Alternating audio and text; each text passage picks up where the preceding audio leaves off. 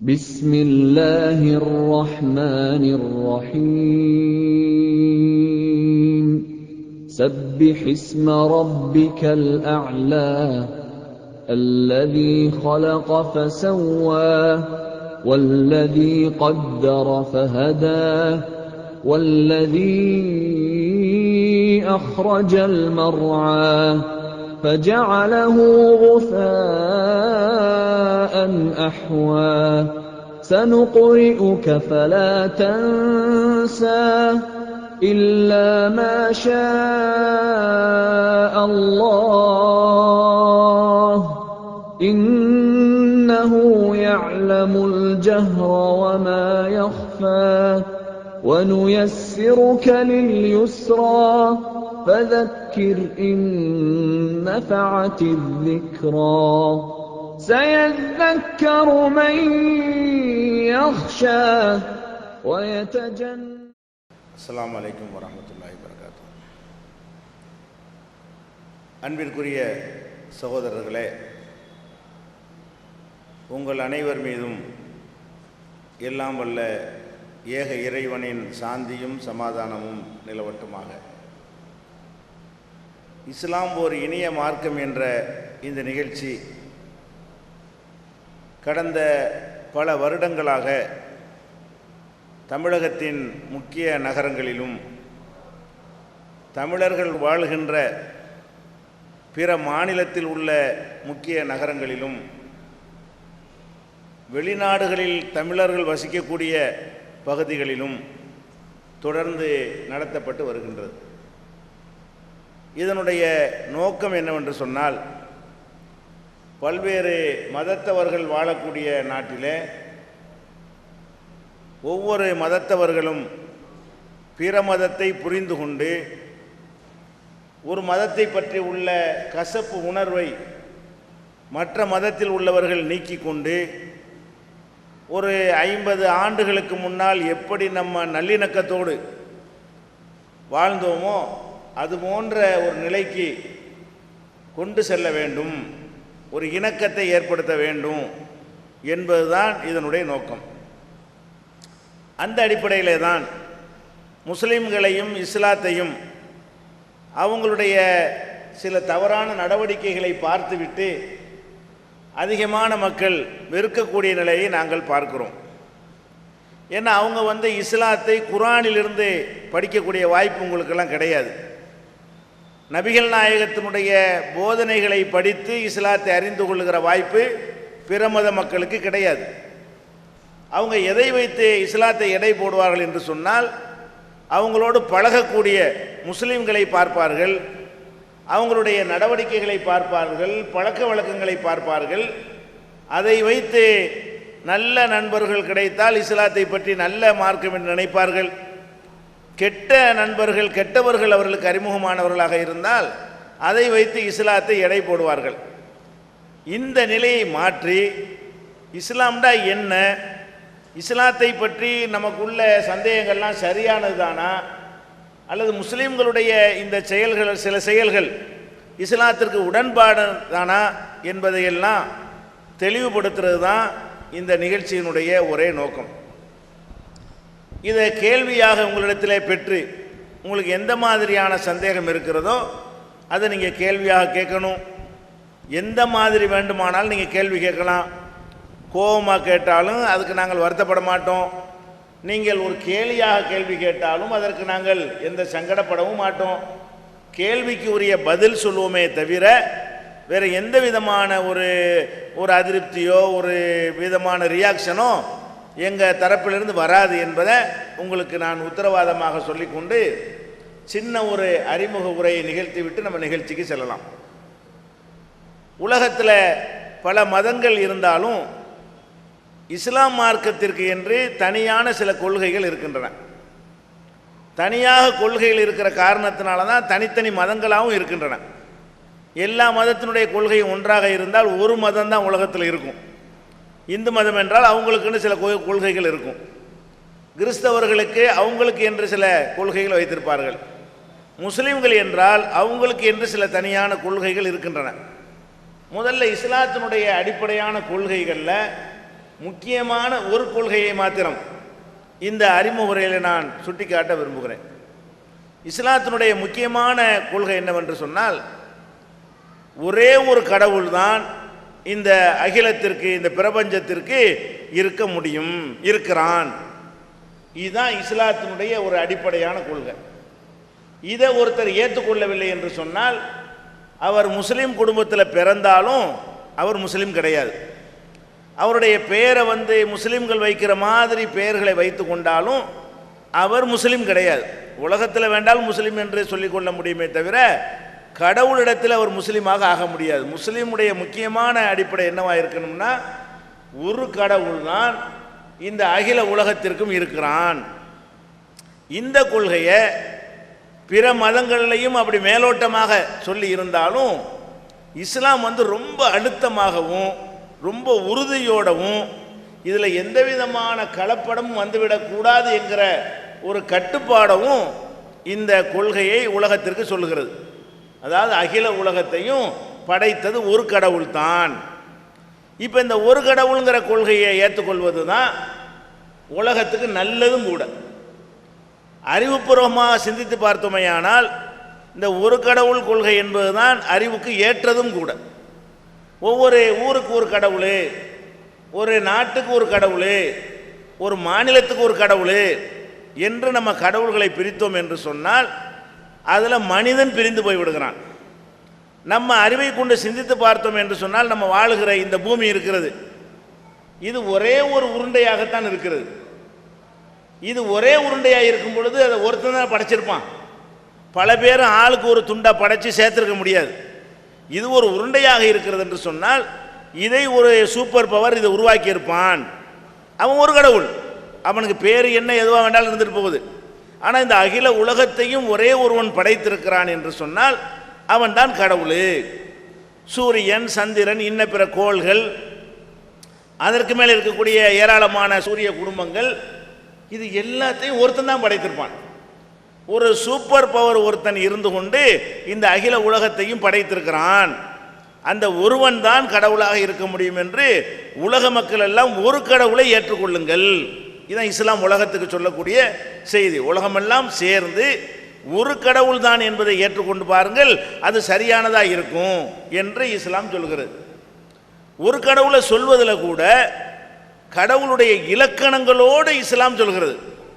கடவுள் என்று ஒருவனை நம்ம ஏற்றுக்கொள்வதாக இருந்தால் அதுக்கு ஒரு தகுதி வேணும் இல்லையா? ஒருத்தரை ஒரு சட்டமன்ற உறுப்பினராக தேர்ந்தெடுப்பதாக இருந்தால் இன்னென்ன தகுதி அவருக்கு இருக்கணும்னு ஒரு விதிமுறை வைத்திருப்பார்கள். இப்போ குடியரசுத் தலைவர் தேர்தல் வருகிறது என்று சொன்னால் அதுக்கு இன்னென்ன மாதிரியான தகுதிகள் இருந்தால்தான் அவர் போட்டியிட முடியும் என்று ஒரு தகுதி வைத்திருப்பார்கள். ஒரு சாதாரண ஒரு பள்ளிக்கூடத்தில் ஒரு சின்ன வாத்தியார் வேலைக்கு போகிறதா இருந்தால் கூட அதுக்குன்னு சில குவாலிஃபிகேஷன் வச்சுருப்பாங்க. இன்னென்ன மாதிரியெல்லாம் இருந்தால் தான் அவர் அந்த வேலைக்கு தகுதியானவர் என்று வைத்திருப்பார்கள். அப்போ சின்ன சின்ன ஒரு வேலைக்கு நம்ம ஒரு கடை வைத்திருக்கிறோம், அதில் ஒரு ஆளை ஊழியராக சேர்க்கிறதா இருந்தால் அதுக்கும் தகுதி பார்ப்போம். இவன் இந்த வேலைக்கு சரியாக வருவானா, அவனை இன்டர்வியூ பண்ணி கேள்விகள்லாம் கேட்டு அவன்கிட்ட அந்த தகுதி இருக்கான்னு தெரிந்து அதுக்கு பிறகு தான் நம்ம வேலைக்கு ஆளை சேர்க்கணும். அப்போ எல்லாத்துக்கும் தகுதி வேணும்னு நினைக்கிறோம். எந்த ஒரு வேலைக்கு நம்ம ஒருவரை தேர்வு செய்வதாக இருந்தாலும் ஒரு தகுதி, கணவன் மனைவி ஒருத்தன் மாப்பிள்ளை தேடுறாங்க, பொண்ணு தேடுறாங்க, அதுக்குன்னு ஒரு தகுதி அவன் வச்சு தான் இருக்கிறான். எனக்கு வரக்கூடிய பெண்ணு இந்த மாதிரி இருக்க வேண்டும், எனக்கு வரக்கூடிய கணவர் இந்த மாதிரி இருக்க வேண்டும் என்கிற மாதிரி அவரவர்கள் ஒரு தகுதியை என்ன செய்கிறாங்க, தீர்மானித்து வைத்து கொண்டு தான் தேடுகிறார்கள். அப்போ கடவுளுக்குன்னு ஒரு தகுதி வேணுமா இல்லையா? எல்லாத்துக்கும் தகுதியை நம்ம தெரிந்து வைத்திருக்கிறோம். தகுதி அடிப்படையில் தான் நம்ம தேர்வும் செய்கிறோம். அப்போ இதுக்கெல்லாம் நம்ம தகுதியை பார்க்கும் பொழுது இந்த அகில உலகத்தையும் படைத்து பரிமாளிக்கக்கூடிய ஒரு சூப்பர் பவர் என்று நம்பக்கூடிய கடவுளுக்கு அவன் என்ன மாதிரி இருந்தால் அது கடவுளுக்கு சரியாக வரும், என்னென்ன மாதிரியான ஆற்றல் அவனுக்கு இருந்தால் அவன் கடவுள் என்று ஏற்றுக்கொள்ள முடியும் என்பதற்கு ஒரு இலக்கணம் வேணுமா இல்லையா? அந்த இலக்கணத்தை இஸ்லாம் எப்படி சொல்கிறது என்பதுதான் இந்த அறிமுக உரையில் நான் உங்களுக்கு சொல்ல போவது. இஸ்லாம் என்ன சொல்கிறது என்று சொன்னால், நீங்கள் கடவுள் என்று ஒருவரை ஏற்றுக்கொண்டீர்களேயானால் முதல்ல சொல்லக்கூடிய இலக்கணம், கடவுளுக்கு தாய் தந்தை பெற்றோர்கள் இல்லை. இப்போ கடவுள் என்று ஒருத்தரை நம்ம ஏற்றுக்கொண்டோமே ஆனால் அது என்னவா இருக்குன்னு அவர் தான் ஃபஸ்ட்டாக இருக்கணும். அவருக்கு தாய் தந்தை இருந்தாங்கன்னா இந்த கடவுளை அவங்க உருவாக்குனாங்கன்னு வந்துடுது. அவங்களே கடவுளாக இருந்துட்டு போயிடலாம். ஒரு கடவுள் இருக்கிறாரு, இவர் தான் கடவுள் என்று சொல்கிறோம், அவருக்கு இன்னார் தகப்பன் என்று சொல்கிறோமே ஆனால் அப்போ அந்த தகப்பன் மூலமாக இவர் உருவாகி இருக்கும் பொழுது இவர் ஆரம்பத்திலேருந்தே இல்லைன்னு விளங்குது. இவரை இன்னொருத்தர் மூலமாக என்ன செஞ்சுருக்கிறாங்க, பெற்றெடுத்திருக்கிறாங்கன்னு விளங்குது. அப்போ கடவுள்னு சொன்னால் அவருடைய தாய் தந்தையர் அவர் படைச்சிருக்க முடியாதுல்ல.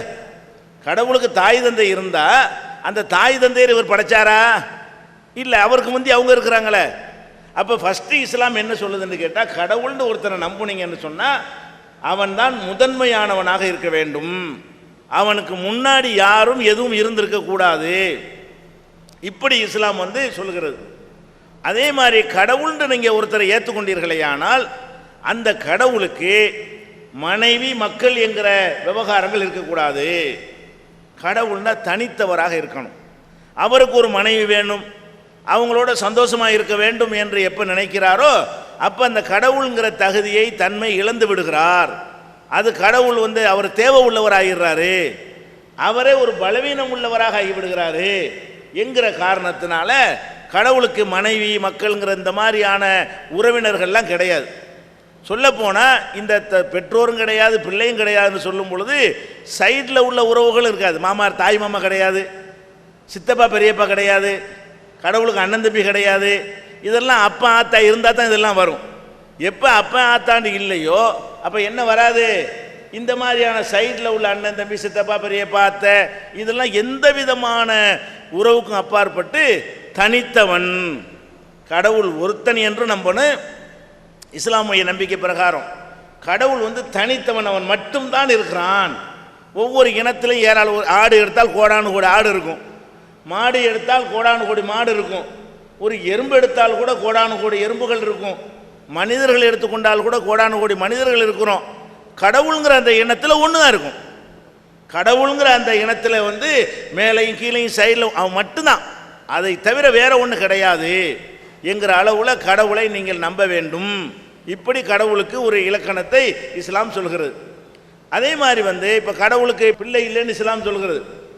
அதை கூட சிந்திச்சு பார்த்தோமே ஆனால் அதுதான் அறிவுக்கு ஏற்றதாக இருக்கிறது என்று நம்மளே விளங்கி கொள்ள முடியும். இப்போ பிள்ளை வேணும்னு நம்ம எதுக்கு நம்ம ஆசைப்படுறோம்? நம்ம ஆசைப்படுறோம். ஒரு கல்யாணம் ஆகி 3 வருஷம் பிள்ளை இல்லைன்னு சொன்னால் ஊர் உலகத்துலலாம் என்ன ஆச்சு, சும்மா இருக்கிறீங்களான்னு கேட்பாங்க.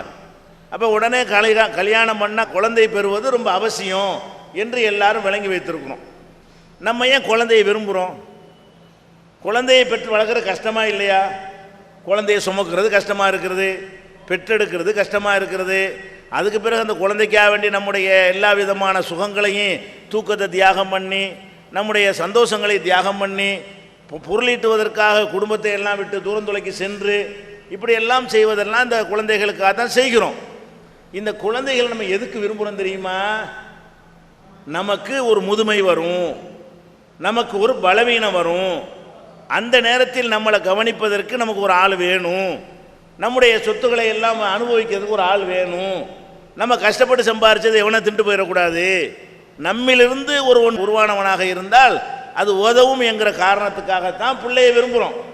இப்படி ஒரு கற்பனை பண்ணி பாருங்க. இப்போ நம்ம ஆம்பளை எல்லாம் ஒரு 25 வயசு, பொம்பளை எல்லாம் ஒரு 20 வயசுன்னு வைங்க, காலத்துக்கும் இப்படி தான் இருப்பாங்க அப்படின்னு இருந்தால் ஒத்தன் பிள்ளை விரும்ப மாட்டோம்.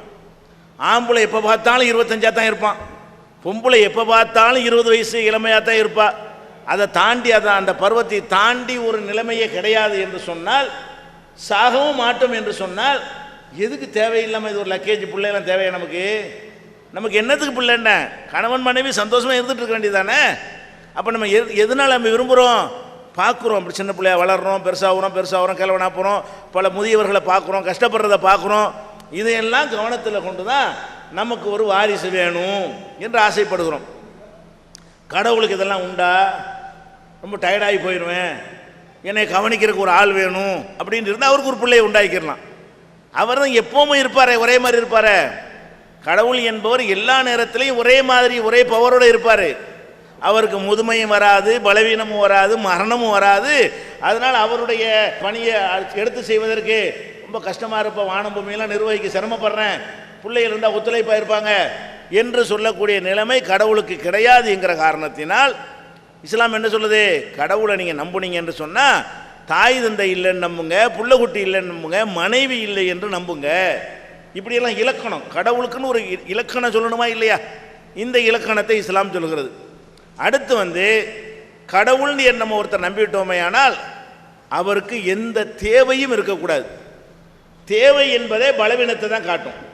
தேவை என்று சொன்னால் அது இப்போ சாப்பாடு நமக்கு தேவை. ஒரு நாளைக்கு சாப்பாடு கிடைக்காது என்ன ஆகும் நம்ம தெரியுமா இல்லை?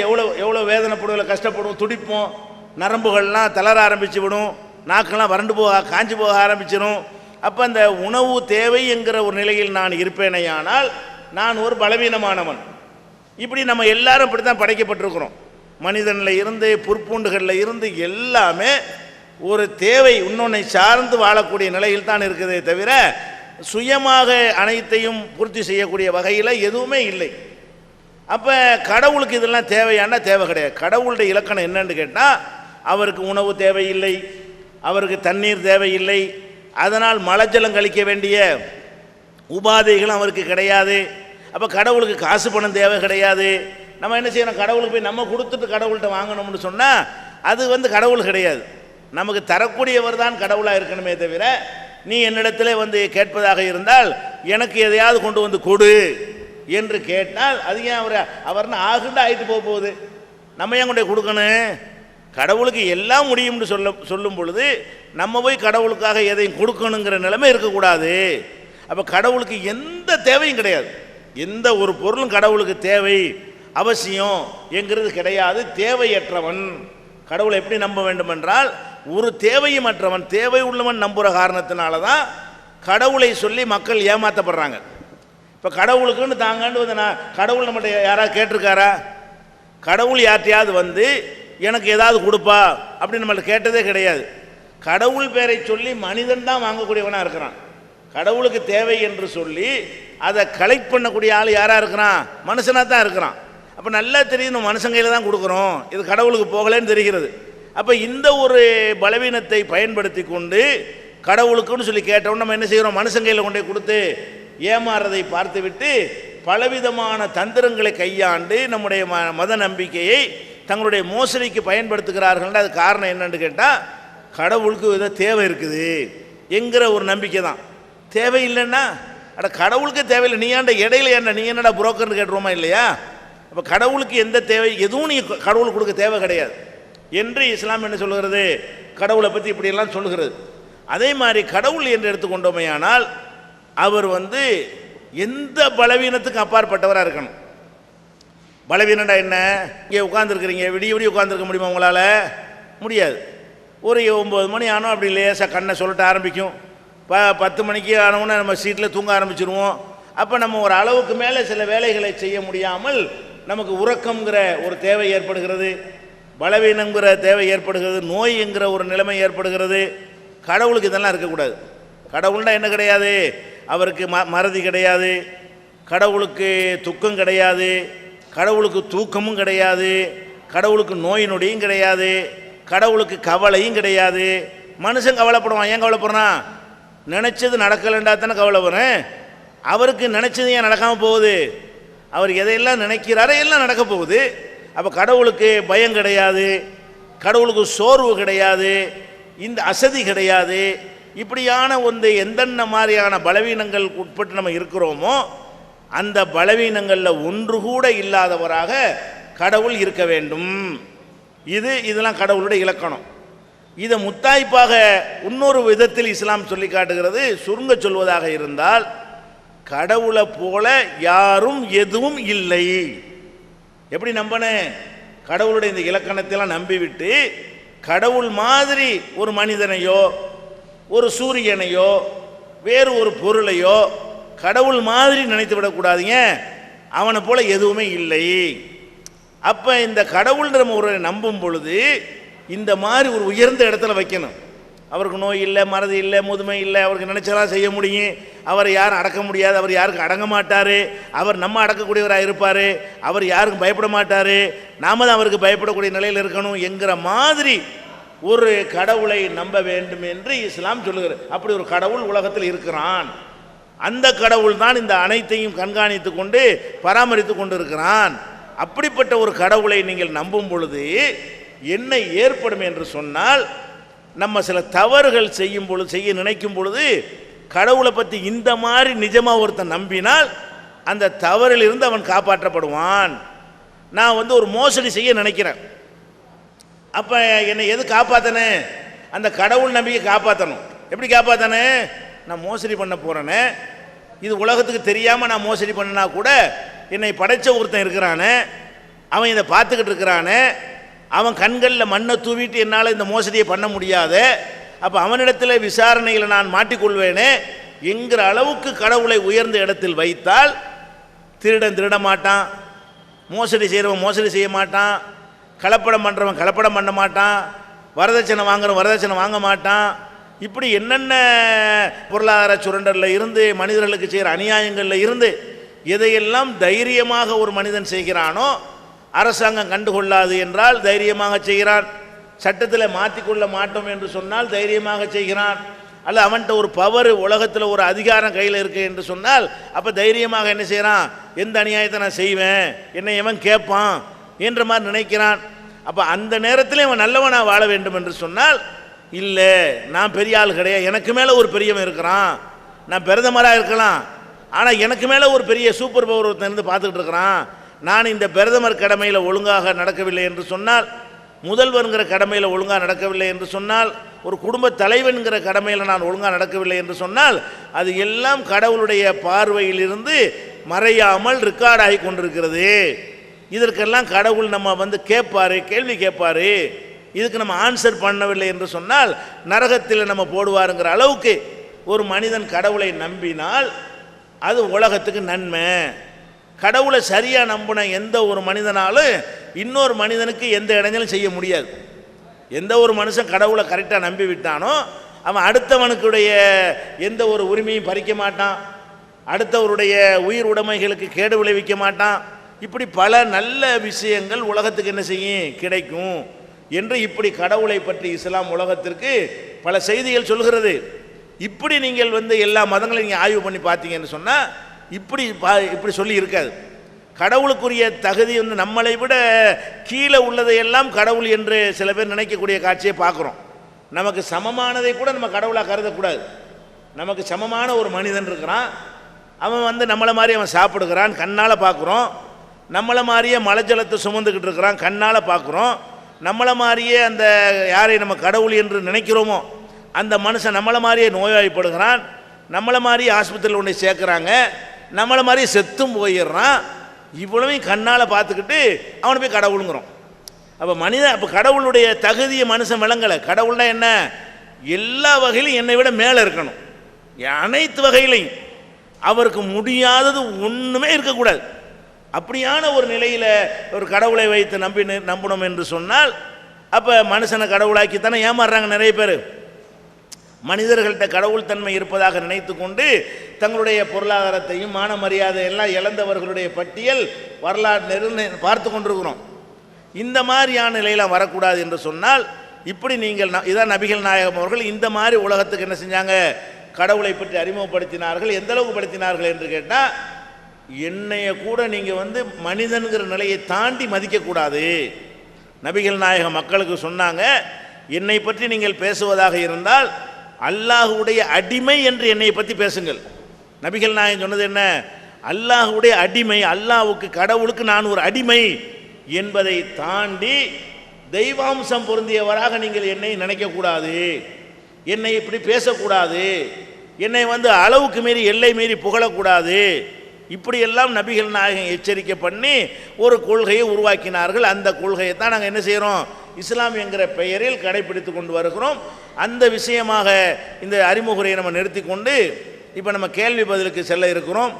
எனது பெயர் KS மணி, மருத்துவர், உடுமலைப்பேட்டை.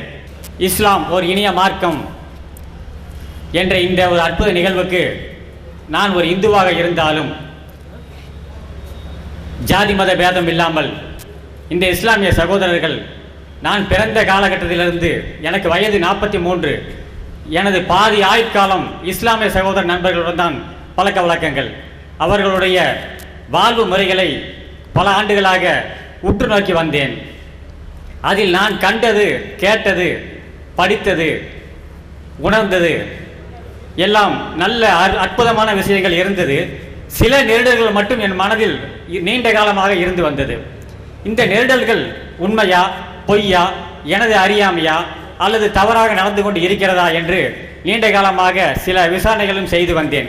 இருந்தாலும் இந்த நிகழ்வை இன்று ஒரு நல்ல ஒரு வாய்ப்பாக பயன்படுத்தி இந்த மனித ஜீவன்களுக்கு, இந்த பூமியில் இறைவன் படைத்த அனைத்து ஜீவராசிகளுக்கும் பொருந்தக்கூடிய சில விஷயங்கள் ஒரே ஒரு கேள்வியாக தொகுத்து கேட்க விரும்புகிறேன். ஐயா,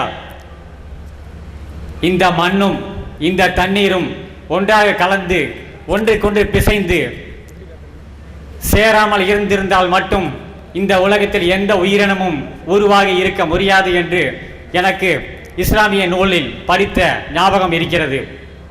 இந்த மண்ணும் தண்ணீரும் காற்றும் நெருப்பும் சேர்ந்து அந்த பஞ்சபூதங்களால் உருவாக்கப்பட்ட இந்த உலகமும் மனிதர்களும் இஸ்லாமிய சமுதாயத்தில் நீ என்ன பட்டாணி என்கிறார் ஒருவர் உருது பேசுகிறேன் என்கிறார். அவரை கேட்டால் நான் தமிழ் மட்டும் பேசுகிறேன் என்கிறார். இன்னொருவர் ஒரு 4 விதமான பிரிவினைகளில் இருக்கிறார் எங்கள் ஊரில், எங்கள் பகுதியிலேயே. இஸ்லாத்தை பொறுத்த வரைக்கும் சாதிங்கிற அடிப்படை கிடையவே கிடையாது. இஸ்லாத்தில் சாதி அமைப்புக்கு எந்த விதமான இடமும் கிடையாது. இதை திருக்குரான் எப்படி சொல்லுகிறது என்று சொன்னால், மனிதர்களே, கடவுள் பேசுவதாக, அல்லாஹ் பேசுவதாக திருக்குரான் சொல்லுகிறது, மனிதர்களே, உங்களை ஒரு ஆண் ஒரு பெண்ணிலிருந்து தான் நாம் படைத்தோம். உங்களை பல குழுக்களாக கோத்திரங்களாக ஆக்கியிருப்பது ஒருவரை ஒருவர் அறிந்து கொள்வதற்காகத்தானே தவிர உயர்வு தாழ்வு கற்பிப்பதற்கு அல்ல. உங்களில் யார் இறையச்சமுடையவராக இருக்கிறீர்களோ அவங்க தான் மரியாதைக்குரியவர்கள் இப்படின்னு குரானில் ஒரு வசனம் இருக்கிறது. இது என்ன சொல்லுகிறது என்று சொன்னால், கடவுள் ஒரு ஜோடியைத்தான் படைத்தார். கடவுள் டைரக்டாக நேரடியாக படைத்தது ஒரே ஒரு ஜோடியைத்தான் படைத்தார், ஒரு ஆணையும் ஒரு பெண்ணையும். அவங்க வழியாக பல்கி பெருகியவர்கள் தான் நம்ம எல்லாருமே. நீங்கள் இந்துவாக இருந்தாலும் சரி, நீங்கள் கிறிஸ்துவராக இருந்தாலும் சரி, முஸ்லீமாக இருந்தாலும் சரி, சீக்கியராக இருந்தாலும் சரி, மதமே இல்லை என்று சொன்னாலும் சரி, இஸ்லாம் என்ன சொல்லுதுன்னு கேட்டால், நம்ம எல்லாருடைய தாய் தகப்பன், முதல் தாய் தகப்பன் ஒன்று தான். இப்போ நம்ம இன்னைக்கு ஒரு 700 கோடி மக்கள் இருக்கிறோமா, ஒரு 100 வருடத்துக்கு முன்னாடி போனீங்கன்னு சொன்னால் ஒரு 300 கோடி மக்கள் இருந்திருப்போம். இன்னும் கொஞ்சம் முன்னாடி போனோம்னு சொன்னால் ஒரு 100 கோடி மக்கள் உலகத்தில் இருந்திருப்பாங்க. இன்னும் கொஞ்சம் முன்னாடி போனோம்னு சொன்னால் 10 கோடி பேர் இருந்திருப்பாங்க. இன்னும் கொஞ்சம் முன்னாடி போனோம்னு சொன்னால் ஒரு 1000 பேர் இருந்திருப்பாங்க. இன்னும் கொஞ்சம் முன்னாடி போனோம்னு சொன்னால் 2ல் போய் முடிஞ்சிடும். அப்போ அந்த 2லேருந்து தான் பல்கி பெருகி நம்ம வந்திருக்கிறோமே தவிர ஒரே ரத்தம் தான் எல்லாருக்கும், ஒரு அப்பன் ஒரு அம்மா தான். அந்த காலத்தில் ஒரு தாய் தந்தைக்கு பிறந்தவர்கள் அண்ணன் தம்பி தங்கச்சியாக இருந்தாலும் அவங்க இல்லற வாழ்க்கையில் ஈடுபடலாம் என்று கடவுள் பர்மிஷன் கொடுத்துருந்தார். அப்போ எப்படி இன்னொரு ஜோடி எப்படி கிடைக்குன்னு கேட்கக்கூடாது. அது ஒரு கட்டம் வரைக்கும் அந்த அனுமதி இருந்தது. அதன் அடிப்படையில் நம்ம எல்லாரும் இன்னைக்கு பல்கி பெருகி இருக்கிறோம். இந்த மாதிரியான ஒரு சித்தாந்தம் இருக்கக்கூடிய ஒரு மதத்தில் சாதிக்கு இடம் இருக்குமா? அது இன்னைக்கு வரைக்கும் இஸ்லாத்தில் கிடையாது. இந்த குலத்தில் பிறந்தால் உயர்ந்தவன், இந்த குலத்தில் பிறந்தால் தாழ்ந்தவன், அதுக்கு இடமே கிடையாது. இன்னும் சொல்ல போனால், ஒருவன் ஒரு குலத்தில் பிறக்குதல் என்பது அவனுடைய உழைப்பே கிடையாது. நம்ம ஒரு குலத்தில் பிறக்கிறோன்னு வைங்க, நம்மளை மெனக்கட்டு பிறந்தோம் இல்லை. அப்போ நமக்கு எந்த விதமான சம்பந்தமும் கிடையாது. அப்போ இவர் இந்த ஜாதியில் பிறந்தா இவர் உயர்ந்தவர், இவர் இந்த குடும்பத்தில் பிறந்தா தாழ்ந்தவர் நினைக்கிறாங்களே, அந்த அடிப்படை இஸ்லாத்தில் அறவே கிடையாது. தகுதியை வச்சு உயர்வு சொல்லலாம். ஒருத்தர் படிச்சிருக்காரு, ஒருத்தர் படிக்கலை, படித்தவன் படிக்காதவனோட ஒசந்தவன் சொல்லலாம். ஒருத்தன் ஒழுக்கமாக இருக்கான், ஒருத்தன் கலிசடையாக இருக்கிறான், இவனை விட அவன் நல்லவன். ஏன்னா இதெல்லாம் உழைப்பு. ஒருத்தன் படிக்கிறான்னா அதுக்காக மெனக்கடுறான், பாடுபடுறான். ஒருத்தன் உண்மை பேசுகிறான், ஒருத்தன் பொய் பேசுகிறான், இவனை விட அவன் சிறந்தவன் என்று சொல்லலாம். ஆனால் நம்ம எப்படி இந்த சாதி முறை வைத்திருக்கிறோம்? இந்த குடும்பத்தில் இவன் பிறந்தானா இவன் உயர்ந்தவன், இவன் இந்த குடும்பத்தில் பிறந்துட்டான் அதனால் இவன் மட்டும். இது இஸ்லாத்தில் கிடையவே கிடையாது. இதை இஸ்லாம் தகர்த்து எறிவதற்காகத்தான் வந்தது. நபிகள் நாயகம் காலத்தில் அபிசீனியர்கள்னு சொல்லக்கூடிய நீக்ரோக்கள் அரபு மண்ணில் இருந்தாங்க. அவங்கள வந்து ஈ எறும்பை விட புழுப்பூச்சியை விட மட்டமாக அந்த அரபு மக்கள் என்ன செஞ்சாங்க, கருதினார்கள். அதையெல்லாம் உடைத்து அந்த நீக்குரோ இனத்தை சேர்ந்தவரை பிலால் என்பவரை தனக்கு பர்சனல் செக்ரட்டரியாகவே நபிகள் நாயகம் ஸல்லல்லாஹு அலைஹி வஸல்லம் அவங்க வைத்துக் கொள்கிற அளவுக்கு அவருக்கு மரியாதை கொடுத்தார்கள். பள்ளி வாசலில் தொழுகைக்கு அழைக்கக்கூடிய பொறுப்பு அவரிடத்தில் ஒப்படைத்தார்கள். எதுவாக இருந்தாலும் அவரை கேட்டு தான் செய்யணுங்கிற அளவுக்கு முக்கியத்துவம் கொடுத்ததையெல்லாம் நம்ம பார்க்குறோம். அவங்க உருவாக்கின சமுதாயத்திலே அப்படித்தான் இருக்கிறது. இன்றைக்கு கூட ஒரு தாழ்த்தப்பட்டவராக நினைக்கக்கூடியவர் இஸ்லாத்திலே தழுவி கொண்டாரையானால் அவரை வந்து நாங்கள் சாதி அடிப்படையில் அவரை பார்க்கவே மாட்டோம். இன்றைக்கும் கூட பல விஷயங்களில் நாங்கள் இஸ்லாத்தை பின்பற்றாவிட்டாலும் எங்களுடைய மக்கள் பல விஷயங்களில் இஸ்லாமிய போதனைகளை புறக்கணித்தாலும் கூட இந்த மாதிரி வந்து பிறப்பின் அடிப்படையில் ஏற்றத்தாழ்வு கற்பிக்கக்கூடிய தன்மை நீங்கள் பார்க்க முடியாது. இன்றைக்கி ஒருத்தர் இஸ்லாத்தை தழுவுகிறார், பள்ளிவாசலுக்கு ஒரு வரலாம், முதல் வரிசையில் போய் நிற்கலாம். பாரம்பரிய முஸ்லீம் லேட்டாக வந்தால் அவர் 2வது வரிசையில் நிற்க முடியும். அப்போ யார் முதல்ல வர்றாங்களோ அவங்களுக்கு முன்னுரிமை என்பது இன்றைக்கு நீங்கள் பள்ளிவாசலில் பார்க்கலாம். இன்னும் சொல்ல போனால் பள்ளிவாசலில் தொழுகை நடத்தக்கூடிய இமாம் மதகுரு இருக்கார, அவர் வந்து இன்னைக்கு இஸ்லாத்தில் வந்துவிட்டு ஒரு மாதத்தில் தொழுகைக்கு உரிய சட்டத்தை கற்றுக்கொண்டாரேயானால் அவர் தொழுகை நடத்துவார், பாரம்பரிய முஸ்லீம் பின்னாடி நிற்பார். எந்த விதமான உறுத்தலோ ஒரு எதுவுமே எங்களுக்கு ஏற்படவே செய்யாது. ஒரு தட்டில் உட்காந்து நாங்கள் சாப்பிடுவோம், தோளோடு தோல் கட்டி அணைத்து கொள்வோம். புதுசாக ஒருத்தர் இஸ்லாத்து வந்து விட்டார் என்று சொன்னால் சகோதரனாக அணைத்து கொள்வோம். இன்னும் சொல்ல போனால் இங்கே இருக்கக்கூடிய திருப்பூர்லேயும் இந்தியா முழுசும் இருக்கக்கூடிய முஸ்லீம்கள் எல்லாமே நாங்கள் வந்து அரபு நாட்டிலேருந்து இறக்குமதி கிடையாது. நாங்கள் என்ன நபிகள் நாயகத்துடைய வாரிசா? நாங்கள்லாம் நபிகள் நாயகத்துடைய பரம்பரையா அல்லது அரபு மக்களுடைய பரம்பரையா? நாங்கள்லாம் இல்லை. இங்கே இருக்கிற எல்லா முஸ்லீமுமே இங்கே பிறந்தவர்கள் தான். எங்களுக்கு ஒரு 5 தலைமுறைக்கு முன்னாடி போனீங்கன்னு சொன்னால் 10 தலைமுறைக்கு முன்னாடி போனால் அவர்களுடைய ராமசாமியாகவோ கந்தசாமியாகவோ முத்தையாவாகவோ எங்களுடைய முப்பாட்டன்மார்கள் இருப்பார்கள். அப்போ நாங்கள் எங்களுடைய 2, 3, 4, 10 தலைமுறைக்கு முன்னாடி போய் பார்த்தீர்களேயானால் நாங்களும் வேறு மதத்தில் இருந்தவர்கள் தான் இஸ்லாத்துக்கு மாறி வந்திருக்கிறோம். ஆனால் அப்போ நான் வந்து செட்டியாராக இருக்கலாம், அல்லது நான் முதலியாராக இருக்கலாம், அல்லது நான் ஐயராக இருக்கலாம், தலித்தா கூட இருக்கலாம். பாரம்பரியத்தை தேடி போனால் ஏதாவது ஒன்றாக நான் இருப்பேன். இதில் ஒன்றா தான் இருப்போம் கண்டிப்பாக. முஸ்லீமில் இங்கே இருக்கிற எந்த முஸ்லீமை எடுத்துக்கொண்டாலும் அவன் 10 தலைமுறைக்கு முன்னாடி ஒரு கவுண்டர் சமுதாயமாக, நாடார் சமுதாயமாக, தலித்து சமுதாயமாக, தேவர் சமுதாயமாக, வன்னியர் சமுதாயமாக, ஏதாச்சும் ஒரு சமுதாயமாகத்தான் கண்டிப்பாக இருப்பான். ஆனால் நாங்கள் எந்த சமுதாயத்திலிருந்து வந்தோம் என்பது எங்களுக்கு தெரியாது. எந்த அளவுக்கு எங்களுக்கு அந்த அந்த உணர்வு மறக்கடிக்கப்படுகிறது என்று சொன்னால், இங்கே வர்ற நேத்து இஸ்லாத்துக்கு வர்றாரு பாருங்க, அவருக்கு தான் நம்ம இந்த சாதியிலிருந்து வந்தோன்னு தெரியும். ஒரு தலைமுறை கடந்து விட்டது என்று சொன்னால் அவர் யாருன்னு நாங்கள் அறிந்து கொள்ளவே மாட்டோம், எங்களுக்கே தெரியாதுங்க. இப்போ எனக்கே கேட்டால் கூட நீங்கள் நாங்கள் ஒரு 10 தலைமுறை 5 தலைமுறைக்கு முன்னாடி எங்கள் முப்பாட்டன்மார்கள் இஸ்லாத்துக்கு வந்தாங்க, அவங்க எந்த ஜாதியிலிருந்து வந்தார்கள் தெரியாது. இப்போ நாங்களே மறந்துடுறோம். எங்கள் உள்ளத்திலிருந்தே அது எடுபட்டு போகிற அளவுக்கு இந்த சாதி உணர்வை இஸ்லாம் வந்து ஒழித்து கட்டி இருக்கிறது. அதில் எந்த மாற்று கருத்தும் கிடையாது. அதே நேரத்தில் முஸ்லீம்களுக்குள்ள சில பிரிவுகள் வைத்திருக்கிறார்கள். இஸ்லாத்தில் சாதி கிடையாது, லெப்பே ராவுத்தர் என்றெல்லாம் சில பிரிவுகளை முஸ்லீம்கள் உண்டாக்கி வைத்திருக்கிறார்கள்.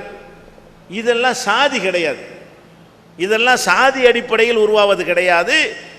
இதை வச்சு உயர்வு தாழ்வு கற்பிக்கிறது கிடையாது. இப்போ லெப்பேங்கிறீங்க, ராவுத்தருங்கிறீங்க, 2 பேரும் பக்கத்தில் நின்று தொழுவான், 2 பேரும் ஒரு தட்டில் உட்காந்து சாப்பிடுவான். இவன் ராவுத்தர் மகளை வந்து லெப்பை வந்து கட்டிக்கிடுவான், லெப்பையுடைய மகளை ராவுத்தர் திருமணம் கழிக்கிடுவான். அப்போ தீண்டாமையோ அல்லது நான் ஒசந்தவன் தாழ்ந்தவன் என்று காட்டிக்கொள்வதோ இதில் கிடையாது. எப்படி ஒரு சாதி என்று வைத்துக்கொண்டு அதற்குள்ளே தான் திருமணம், அதுக்குள்ளே தான் எல்லாம் வைத்துக்கொள்ள வேண்டும், மற்றவன் வந்து மட்டமானவன், அவங்கள எதுலையும் சேர்த்து கொள்ளக்கூடாது என்றெல்லாம் இந்த சம்பந்தம் பண்ணும் பொழுது நடந்து கொள்கிறார்களோ அந்த மாதிரியாக முஸ்லீம்களில் உள்ள பிரிவு இருக்கான கிடையாது. இருக்குது. இவங்களாம் என்ன செய்கிறாங்க, லெப்பைண்டா என்ன, அரபு நாட்டிலேருந்து வந்தவர்களை வந்து லெப்பைன்னு சொல்லுவாங்க. பட்டாண்டு சொன்னால் வடநாட்டில் பட்டாண்டு ஒரு ஊர் இருக்குது, அந்த பகுதியிலேருந்து அந்த மாவட்டத்திலேருந்து குடியேறியவர்களை பட்டாணியர்கள்னு சொல்லுவாங்க. அது மாதிரி குதிரை வியாபாரம் செய்தவர்களை வந்து ராவுத்தர்னு சொல்லுவாங்க. அரபு நாட்டு ராவுத்தர்னா குதிரைக்கு ட்ரைனிங் கொடுக்குறவன், தமிழ் இலக்கியத்தில் அர்த்தம் என்னன்னு கேட்டால், குதிரைக்கு பயிற்சி அளிக்கக்கூடியவன் ராவுத்தர்னு பேர். அந்த காலத்தில் அரபு நாட்டில் குதிரை இறக்குமதி பண்ணி இங்கே உள்ள சோழ பாண்டிய சேர மன்னர்களுக்கெல்லாம் அவங்க வந்து குதிரை சப்பளை பண்ணாங்க, எங்களுடைய முப்பாட்டன்மார்கள். அந்த தொழில் பண்ணதுனால அவங்களுக்கு பேர் என்னது, ராவுத்தர். மரைக்காயிருனா என்ன, மரக்கலம்னா படகு, சின்ன தோணி கப்பல்பாங்கல்ல, சின்ன கப்பலுக்கு வந்து மரக்கலம்னு சொல்லுவாங்க. மரக்கலத்தை ஓட்டி சென்றவரும் மரைக்காயிரும்பாங்க. மரக்கலாயர் என்பது மரைக்காயர்னு வந்துச்சு.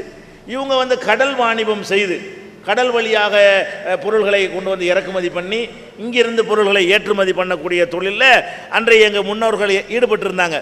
அது கடற்கரை ஓரமாக இருக்கிறவங்களையெல்லாம் மரைக்காயிரும்பாங்க. இதெல்லாம் சாதியா கிடையாது. மரைக்காயர் ராவுத்தர் சம்மந்தம் பண்ணிக்கிடுவாங்க, மரைக்காயர் ராவுத்தரும் கல்யாணம் பண்ணிக்கிடுவாங்க, மரைக்காயர் ராவுத்தரும் ஒரு தட்டில் சாப்பிடுவாங்க. அப்போ வந்து இந்த மாதிரி ஒரு பிரிவு மாதிரி இருந்தால் கூட தீண்டாமைங்கிற அடிப்படையில் அடுத்தவனை மட்டம் தட்டுறதுக்காகத்தான் இதெல்லாம் கூடாதுங்கிறோம். இது ஒரு அடையாளத்துக்காக வேண்டி. அப்துல் காதர்னு சொல்லி 2 அப்துல் காதர் இருந்தார்னு சொன்னால், எந்த அப்துல் காதரு, அந்த மரைக்கார் அப்துல் காதரு, இந்த ராவுத்தர் அப்துல் காதருக்கு தெளிவாக விளங்கும். இந்த மாதிரி ஒரு அடையாளப்படுத்தி கொள்வதற்கு இது மாதிரியான பிரிவுகளை நம்ம வைத்து கொள்ளலாமே தவிர உயர்வு தாழ்வு கற்பிக்கிறது கிடையவே கிடையாது. எங்கள் பக்கத்தில் ஒருத்தர் நிற்கிறாருன்னா அவன் என்ன ஜாதின்னு நாங்கள் கேட்கவே மாட்டோம். நீ மரைக்காரா அந்த பக்கம் போ, நீ ராவுத்தர் இந்த பக்கம் வா, இப்படி சொல்லக்கூடிய தன்மையெல்லாம் கிடையாது. அதனால் இதையும் நீங்கள் சாதி மாதிரி நீங்கள் என்ன செய்யக்கூடாது, கருதக்கூடாது. எங்கள்கிட்ட கண்டிப்பாக நாங்கள் அடித்து சொல்லுவோம், இஸ்லாத்தை கடைப்பிடிக்காத முஸ்லீமிடத்தில் கூட இது கிடையாது. எது கிடையாது, இந்த தீண்டாமைங்கிற டாபிக் அறவே கிடையவே கிடையாது என்பதை நீங்கள் இன்றைக்கும் நீங்கள் பள்ளிவாசலில் போய் பார்த்தால் கண்டுபிடித்து கொள்ள முடியும். இது வந்து அதற்கான பதில். எந்த ஒரு விசேஷம் எடுத்தாலும் நமது இறை தூதர் நபிகள் நாயகம் ஒரு எறும்புக்கு கூட ஒரு சிறிய துன்பம் விளைவிக்கவில்லை. அவருடைய வாழ்வில் கூட ஒரு நிகழ்வு நடந்தது. ஒரு பாதை வழி நடந்து சென்று கொண்டிருந்த போது அவர் திடீரென்று நின்று விட்டார். ஒரு 4 மணி நேரமோ 5 மணி நேரமோ, நான் படித்ததை சொல்கிறேன். ரொம்ப நேரம் நின்று விட்டு பின்னால் நண்பர்கள் பூராம் நிற்கின்றார்கள், சகோதரர்கள் எல்லாம். கடைசியாக ஐயா கிளம்பலாமா, ஏன் நிற்கின்றீர்கள் என்று கேட்டார்கள். அதற்கு நபிகள் நாயகம் இறைமகனார் சொன்னார், சற்று முன்னாடி பாருங்கள், எறும்பு கூட்டம் கடைசியாக போய்கொண்டிருக்கிறது, அது சென்றவுடன் நாம் செல்லலாம் என்றார். இதற்கு இன்றைய சமுதாயத்தில் ஒரு சன்மார்க்க நெறியை இன்று பேசுகின்ற சன்மார்க்கவாதிகளுடைய இன்றைய காலகட்டத்தை விட பல ஆண்டுகளுக்கு முன்னாடியே நமது நபிகள் நாயகம் எப்படி ஒரு சன்மார்க்க நெறியில் ஜீவ இம்சைப்படுத்தக்கூடாது என்று, அந்த எறும்புக்கு கூட துன்பம் விளைவிக்க கூடாது என்று இருந்தாரே, அவருடைய வழியில் நாம் எல்லாம் வந்த இந்த இஸ்லாமிய சகோதரர்களிடம் ஒரே ஒரு கேள்வி, எந்த ஒரு விசேஷம் வைத்தாலும் ஆட்டை வெட்டி சாப்பிடுகின்றோமே, அதை வெட்டப்படும் போது அந்த துடிக்கிற துடியை பார்த்தீர்களா? உங்கள் மனம் எப்படி துன்பப்படவில்லையா? இது தேவைதானா? இந்த உணவை தவிர வேறு உணவு நமக்கு கிடைக்கவில்லையா? நபிகள் நாயகம் இறைமகனார் நம்மளை ஆடு வெட்டி சாப்பிட சொன்னாரா என்று எனக்கு தெரியவில்லை. 2வது அவர் என்ன கேட்டார்னா, நீங்கள் வந்து எறும்பை கூட துன்புறுத்தக்கூடாது என்று முகமது நபி சொல்லியிருக்கிறாங்க, அப்போ ஏன் நீங்கள் வந்து அசைவ உணவை சாப்பிட்றீங்க, அது ஒரு உயிரினம் தானேன்னு கேட்குறாரு. அந்த கேள்விக்கு முன்னாடி அதுக்கு ஒரு சம்பவத்தையும் சொன்னார். நபிகள் நாயகம் வந்து அப்படி நின்றுட்டு இருந்தாங்க 5 மணி நேரம், எறும்பு நின்றது, ஏன் நிற்கிறீங்கன்னு கேட்கும்போது இந்த எறும்புகள்லாம் போகட்டும்னு சொன்னாங்க அப்படின்ற மாதிரி சொன்னாங்க. இப்படி ஒரு சம்பவம் இஸ்லாமிய வரலாறில் கிடையாது, யாரோ தவறாக எழுதி வைத்திருப்பாங்க. இப்படியெல்லாம் நடக்கிறது எங்கள் மார்க்கம் சொல்லவும் கிடையாது. இப்படிலாம் ஒரு மனுஷன் அந்த உலகத்தில் வாழ இயலுமா? எறும்புக்கு 5 நிமிஷம் நின்றா, அப்புறம் வந்து ஒவ்வொரு உயிரினமும் போய்கிட்டு இருக்கு, நின்று இருந்தானா ஒன்றுமே சாப்பிட முடியாது, குடிக்க முடியாது, நம்ம பாட்டுக்கு வேலையை பார்த்துட்டு போயிட்டு இருக்கணுமே தவிர இது காருண்யம்னு காட்டுவதற்காக வேண்டி இப்படியெல்லாம் சில பில்டப் கொடுப்பாங்க சில பேர். அது நபிகள் நாயகம் வரலாற்றில் அப்படிலாம் கிடையாது. நபிகள் நாயகம் சம்பந்தமாக ஒன்றை சொல்வதாக இருந்தால் ஆத்தன்டிக்காக அவங்க காலத்துக்கு அடுத்த காலத்தில் எழுதப்பட்டு விடும். அந்த எழுதப்படாத ஒன்றை இப்போ ஒருத்தர் சொன்னார், நம்ம ஏற்றுக்கிற மாட்டோம். நபிகள் நாயகம் தொடர்பாக சொல்வதாக இருந்தால் 1200 ஆண்டுகளுக்கு முன்னாடி உள்ள ஆதாரபூர்வமான நூல்களில் இருக்குதான்னு பார்த்தா நாங்கள் ஏற்றுக்கிடுவோம். போன வருஷம் வந்துக்கிட்டு ஒருத்தர் எழுதினார்னா அது எப்படி நபிகள் நாயகம் வரலாறாக இருக்கு? ஒரு 50 வருஷத்துக்கு முன்னாடி ஒருத்தர் அவராக எழுதினார்னா நபிகள் நாயகம் காலத்தில் இவருக்கு எப்படி தெரியும்? அதனால் இந்த எறும்பு விஷயங்கள் எல்லாம் சும்மா பப்ளிக் மேடையில் மீலாது விழாக்களில் மார்க்கம் அறியாத சில பேர் பேசக்கூடிய பேச்சுக்கள் தானே தவிர இதெல்லாம் இஸ்லாத்தில் கிடையாது. எறும்பு காவண்டியெல்லாம் நில்லுங்கன்ட்டு நாங்கள் எங்கள் மார்க்கத்தில் சட்டமும் கிடையாது, அப்படிலாம் நிற்கவும் முடியாது. நீங்கள் இப்போ உட்கார்ந்துருக்க எத்தனை எருமை மிதிச்சு யாருக்கு தெரியுமா? இப்படிலாம் நடக்க ஆரம்பித்தோம்னா உங்களுக்கு எதாவது கவனிக்க இயலுமா உலகத்தில்? நீங்கள் உட்காந்துக்கிறீங்க, காலு கீழே காலத்துக்கு மடியில் வச்சுக்கிற வேண்டியதான். அப்போ கீழே போட்டுட்டு இருக்கும்போது எறும்பு வரத்தான் செய்யும், மிதிக்க தான் செய்வீங்க. சும்மா தேப்பிங்க, அதில் கூட 4 எறும்பு செத்து தான் போயிடும். இதெல்லாம் வந்து இயல்பாக இது நடக்கக்கூடியது. எல்லா மதத்துக்காரங்களும் இதை செய்யத்தான் செய்கிறாங்க. அப்போ இதனால் வந்து இது பேசிக்கே தப்பு, இந்த சம்பவம் தப்பு, பொய் அது. அதே நேரத்தில் வந்து இந்த சைவ அசைவ உணவு இருக்கு இல்லையா, முஸ்லீம்கள் அசைவம் சாப்பிட்றாங்கங்கிறது முஸ்லீம்கள் மட்டுமா சாப்பிட்றாங்க? உலகம் பூரா எடுத்துக்கொண்டீர்களே, ஆனால் 95% பேர் வந்து அசைவம் சாப்பிட்றாங்க. 95% பேர் என்ன செய்கிறாங்க? அசைவத்தை தான் சாப்பிடுகிறார்கள். அதில் வந்து அனைவரும் முஸ்லீம் அல்லாதவங்க தான் இருக்கிறாங்க. முஸ்லீம்கள் நாங்கள் எவ்வளோ இருக்கிறோம் உலகத்தில்? நாங்கள் உலகத்தில் வந்து ஒரு 20% 30% நாங்கள் இருப்போம். மீதி உள்ளதெல்லாம் யார்? முஸ்லீம் அல்லாத மக்கள். அப்போ அவங்க தானே சாப்பிட்டுட்டு இருக்கிறாங்க. இப்போ இறைச்சி கடையில் போய் இறைச்சி வாங்கி சாப்பிட்றது, மீன் கடையில் மீன் வாங்கி சாப்பிட்றது, முட்டை கடையில் போய் முட்டை வாங்கி சாப்பிட்றது எல்லாமே முஸ்லீம் தானே? முஸ்லீம் அல்லாதவர்கள் தெருக்கல்ல எல்லாம் இந்த கடைகள்லாம் இல்லையா? அவங்க வாங்குறதுலாம் கிடையாதா? கல்யாணத்தில் சைவ விருந்து போட்டதுனால அவங்க வாழ்க்கை முழுசும் அப்படி தான் இருக்கிறாங்கன்னு சொல்லிட முடியுமா? சொல்ல முடியாது. எல்லாரும் என்ன செய்கிறாங்க? 95% பேர் வந்து அசைவத்தை ஏதாவது ஒரு வகை அசைவத்தை எடுத்துக்கொண்டிருக்கிறார்கள். இது முஸ்லீம் மேட்ரு கிடையாது, அனைவருடைய மேற்றது. இஸ்லாமும் அதை அனுமதிக்கிறது. ஆனால் இஸ்லாம் மட்டும் இதை செய்யலை. நம்ம எல்லாரும் என்ன செய்கிறோம்? அதை செய்கிறோம். இன்னும் சொல்ல போனால் சைவத்தையே கொள்கையாக வைத்திருக்கக்கூடியவர்கள் கூட வீட்டுக்கு தெரியாமல் அசைவத்தை சாப்பிட்றாங்க. ரொம்ப ஒரு பிடிவாதமாக சைவம்னு சொல்லக்கூடியவங்க கூட தெரியாத முறையில் என்ன செய்கிறாங்க? அசைவத்தை சாப்பிடக்கூடியதையும் நம்ம பார்க்கத்தான் செய்கிறோம். அதனால் இது இஸ்லாத்தின் பிரச்சனை கிடையாது, 95% மக்களின் பிரச்சனை. இது அனைவரும் பதில் சொல்ல வேண்டிய ஒரு பிரச்சனை என்பது முதல்ல என்ன செய்யணும்? புரிந்து கொள்ள வேண்டும். அப்போ நபிகள் நாயகம் காலத்துக்கு முன்னாடி வரைக்கும் ஒரு ஆடு அறுக்கப்படவே இல்லையா? நபிகள் நாயகம் காலத்துக்கு முன்னாடி கோழிகள் மாடுகள்லாம் அறுத்து சாப்பிடப்படவே இல்லையா? 14 நூற்றாண்டை தான் மனுஷன் இதை சாப்பிட்றானா? 14 நூற்றாண்டை உலகம் தோன்றிய காலத்திலேருந்து இதை தான் சாப்பிட்டுக்கிட்டு இருக்கிறான். அப்போ இதை ஃபஸ்ட்டு என்னன்னு கேட்டால், இது இஸ்லாம் இதை செய்து, இஸ்லாம் தான் இதை செய்துங்கிற ஒரு சிந்தனை அது தவறான சிந்தனை என்பதை நீங்கள் முதல்ல புரிந்து கொள்ள வேண்டும். அடுத்ததாக வந்து சரி, இந்த உயிரினத்தை சாப்பிட்டா நமக்கு வந்து அது ஒரு உயிரை அறுக்கிறதுங்கிற வரத்தானே செய்யுது, அது ஒரு கொடுமையாக தானே இருக்குது என்று ஒரு கேள்வி வறுமையானால் அது கண்டிப்பாக பதில் சொல்லணும். 95% பேர் செஞ்சாலும் தவறாக இருந்தால் என்ன செய்யணும்? அதுக்கு பதில் சொல்லி தான் ஆக வேண்டி இருக்கிறது. அப்போ அதுக்கு என்ன பதில் என்று கேட்டால், முதல் நம்ம விளங்கிக்கிறோம். நம்ம வாழ்ந்த காலம், அந்த காலத்தில் அசைவம் கூடாது என்றெல்லாம் சொன்னாங்கல்ல, அப்போல்லாம் அறிவியல் வளராத காலம். வள்ளுவர் கூட சொல்லியிருக்கார், கொல்லான் புலாலை மறுத்தானை கைகூப்பி எல்லா உயிரும் தொழும். புலாலை வந்து யார் சாப்பிட மாட்டேன்னு சொல்கிறானோ அவனை எல்லா உயிரும் வணங்கும் என்று என்ன செஞ்சார்? வள்ளுவர் சொன்னார். வள்ளுவர் காலத்தினுடைய அறிவியலை கொண்டு அவர் அதை சொல்லிட்டார். இன்றைய அறிவியல் உலகத்தில் நம்ம வாழ்கிறோம் இல்லையா? இன்று என்ன சொல்கிறான்னு கேட்டால், எல்லாத்துக்கும் உயிர் இருக்குங்கிறான். நம்ம ஆடு மாடுக்கு தான் உயிர் இருக்குன்னு நம்ம நினச்சிக்கிட்டு இருக்கிறோம். இப்போ என்ன செய்கிறான்? தாவரங்களுக்கு உயிர் இருக்குங்கிறான், தண்ணியில் உயிர் இருக்குங்கிறான். கிருமி இருக்கா இல்லையா? தண்ணியை எடுத்து வச்சு பார்த்தீங்கன்னா, அதுக்குரிய பூத கண்ணாடி வச்சு பார்த்தீங்கன்னு சொன்னால் அதில் இருக்கக்கூடிய கோடான உயிர்கள் அதில் இருக்கும். ஒன்று கொதிக்க வச்சு சாப்பிட்டீங்கன்னா சூப்பு போட்டு சாப்பிட்ட மாதிரி தானே அது, அதில் கிருமிகள் இருக்கிறது. சுடு தண்ணி சாப்பிட்டீங்கன்னா என்ன வருது? நீங்கள் அதை அந்த அந்த பிராணிகள்லாம், அந்த கிருமிகள்லாம் அதில் செத்து போய் அதை நம்ம அப்போ சாப்பிடத்தான் செய்கிறோம். வடிகட்டினாலும் போகாது, அது அவ்வளோ சின்ன மைக்ரோவாக இருக்கும் அது. அதே நேரத்தில் வந்து பச்சையாக சுடு தண்ணி இல்லாமல் பச்சையாக சாப்பிட்டீங்கன்னா உயிரோட கிருமியை சாப்பிட தான் செய்கிறீங்க, உயிரை சாப்பிட தான் செய்கிறோம். அப்போ தண்ணியை குடித்தா கூட ஒருத்தன் வந்து அவன் அசைவம் தான் சாப்பிட்றான். அதில் இல்லைன்னு சொல்லுங்கள். சயின்டிஃபிக்காக எந்த தண்ணி வேணாலும் கொண்டு வாங்க, எந்த ஆய்வு கூடத்தில் வேணாலும் சோதனை பண்ணுவோம், அதில் உயிரினை இருக்குதா இல்லையான்னு கேளுங்க. நீங்கள் படிக்கிற பள்ளிக்கூடத்தில் சொல்லி தர்றாங்களா இல்லையா? அப்போ தண்ணீரை நம்ம சாப்பிட்டா கூட கோடான உயிர்களை நம்ம என்ன செய்கிறோம்? சாப்பிடுகிறோம் அப்படின்னு இருக்கிறது. இப்போ இந்த தாவரங்கள் இருக்குது, அதுக்கு உயிர் இருக்கா இல்லையா? உயிர் இருக்க போய் தானங்க வளருது. இது வளருமா? குட்டி போடுமா? இந்த மைக்கு வாங்கி வச்சோம்னு சொன்னால் ஒரு 10 வருஷம் கழிச்சு இது வந்து 2 குட்டியை கூட்டிகிட்டு வருமா? இது இப்படி தான் இருக்கும். ஆனால் ஒரு செடி என்ன செய்கிறது? அது வந்து காய்க்கிறது. ஒரே ஒரு விதையை போடுகிறீர்கள், அது 100 காய்களாக காய்ச்சி தொங்குகிறது, தொடர்ச்சியாக காய்த்து கொண்டிருக்கிறது. அதெல்லாம் உயிர் இல்லாமல் வளருதா இல்லையா? முதல்ல சின்னதாக போடுறீங்க, படிப்படியாக வளருது. என்ன அது நடமாட முடியவில்லை.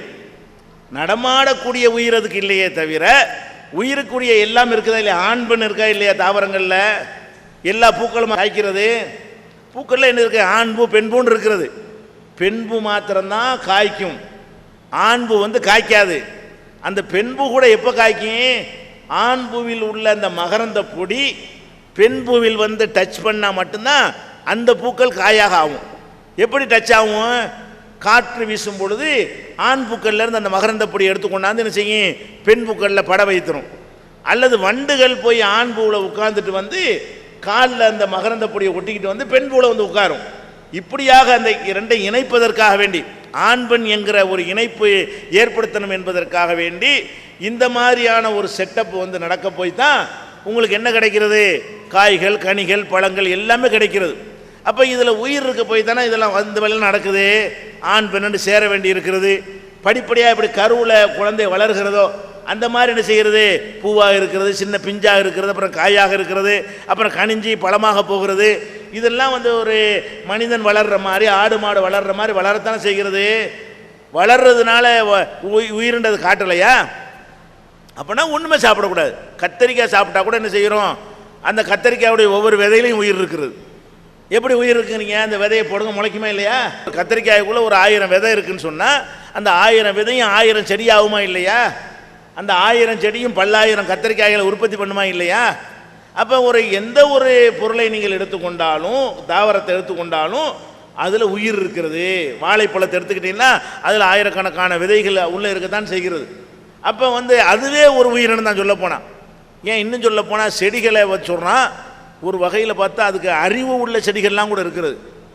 நம்ம மனுஷன் அளவுக்கு உள்ள அறிவு இல்லை, அதுக்குன்னு ஒரு அறிவு இருக்க போய் என்ன செய்கிறது? இப்போ நீங்கள் இருட்டறையில் ஒரு செடியை வைக்கிறீங்க, அந்த இடத்துல ஒரு ஓட்டை போட்டு வச்சுருங்கன்னு சொன்னால் அந்த வெளிச்சத்தை நோக்கி அப்படி கொடி போய் என்ன செய்யும்? அது வெளிச்சம் வேணும். இந்த பக்கம்தான் வெளிச்சம், சூரியன் இருக்குன்னு கரெக்டாக கண்டுபிடிச்சி அதை நோக்கி வளரும்னு சொல்லி பள்ளிக்கூடத்து பாடத்தில் படித்தோமா இல்லையா?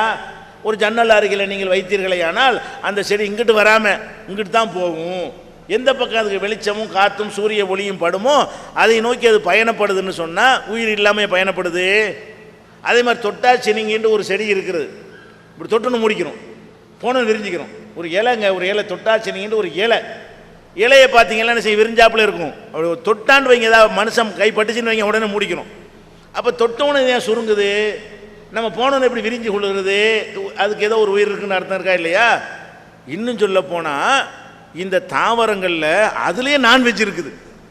சில செடிகள் இருக்கிறது, அது என்ன செய்யுமா? உட்காந்து வெயிட் பண்ணிகிட்டே இருக்குமா, ஏதாவது வண்டு புழுதில் உட்காந்து அப்படி மூடி தின்றுமா. அதை புட்டு என்ன செய்யும்? ஒரே மூடி அப்படியே ஜீரணித்து அதை சாப்பிட்டுருந்துங்கிறான். சில செடிகள் வந்து புழுக்களையும் பூச்சிகளையும் தன் மீது வந்து உட்காரக்கூடிய புழுக்களையும் பூச்சிகளையும் அதை சுருட்டி சாப்பிடக்கூடிய அமைப்புக்கு அதுக்கு ஒரு கவர் பண்ணி இருக்கிறது, ஒரு பூ மாதிரி.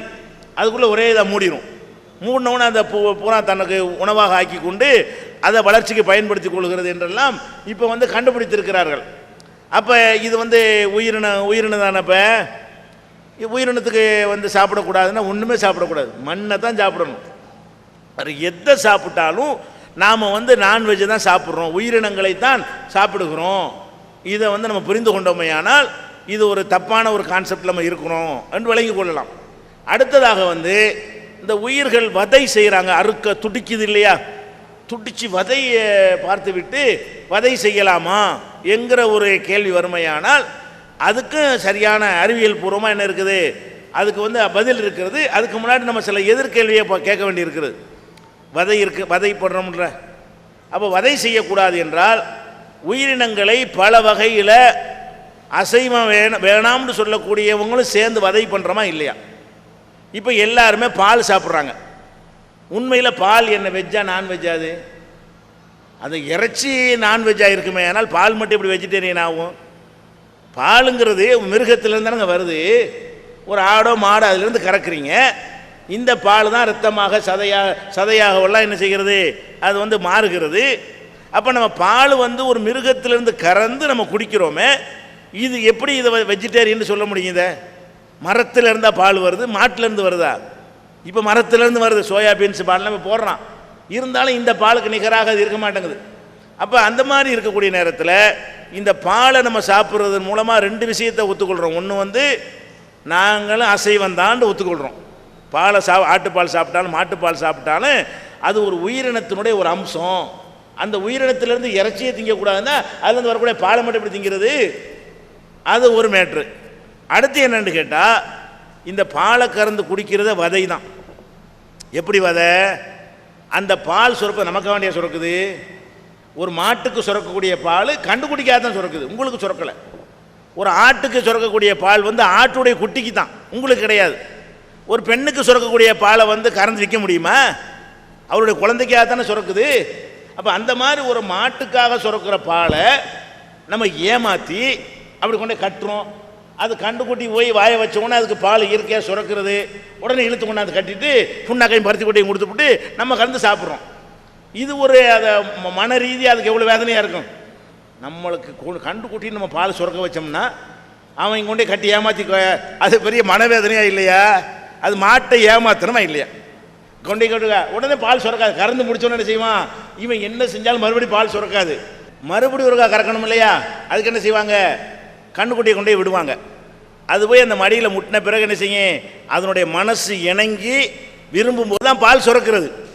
கண்ணுக்குட்டிக்காக தான் சுரக்கிறது. ஆனால் என்ன செய்கிறோம்? நம்ம அந்த பாலை சாப்பிட்றோம். எந்த கான்செப்டில் சாப்பிட்றோம் என்று சொன்னால், நம்முடைய நன்மைக்காகத்தான் எல்லாம் படைக்கப்பட்டிருக்கிறது. மனுஷனுடைய நன்மைக்காகத்தான் எல்லா உயிரினங்களும் படைக்கப்பட்டிருக்கிறது. அதில் உள்ள பயன்களை நம்ம அடைந்து கொண்டு அதுக்கு வேறு ஆல்டர்னேட்டிவாக புண்ணாக்க பருத்தி கூட கொடுத்துக்குருவோம் அப்படின்ற ஒரு அடிப்படையில் தான் அதை சாப்பிடுகிறோம். அப்போ அது மாதிரி ஒரு மாட்டை வண்டியில் போட்டு என்ன செய்கிறீங்க? ஓட்டுறீங்க. டன் கணக்கில் ஒரு லாரியில் ஏற்றுற சாமானையெல்லாம் வச்சு 2 மாடு தோளில் இழுத்துக்கிட்டு போகுது. தோல்லாம் காய்ச்சி போயிருக்கும். இது வதையா இல்லையா?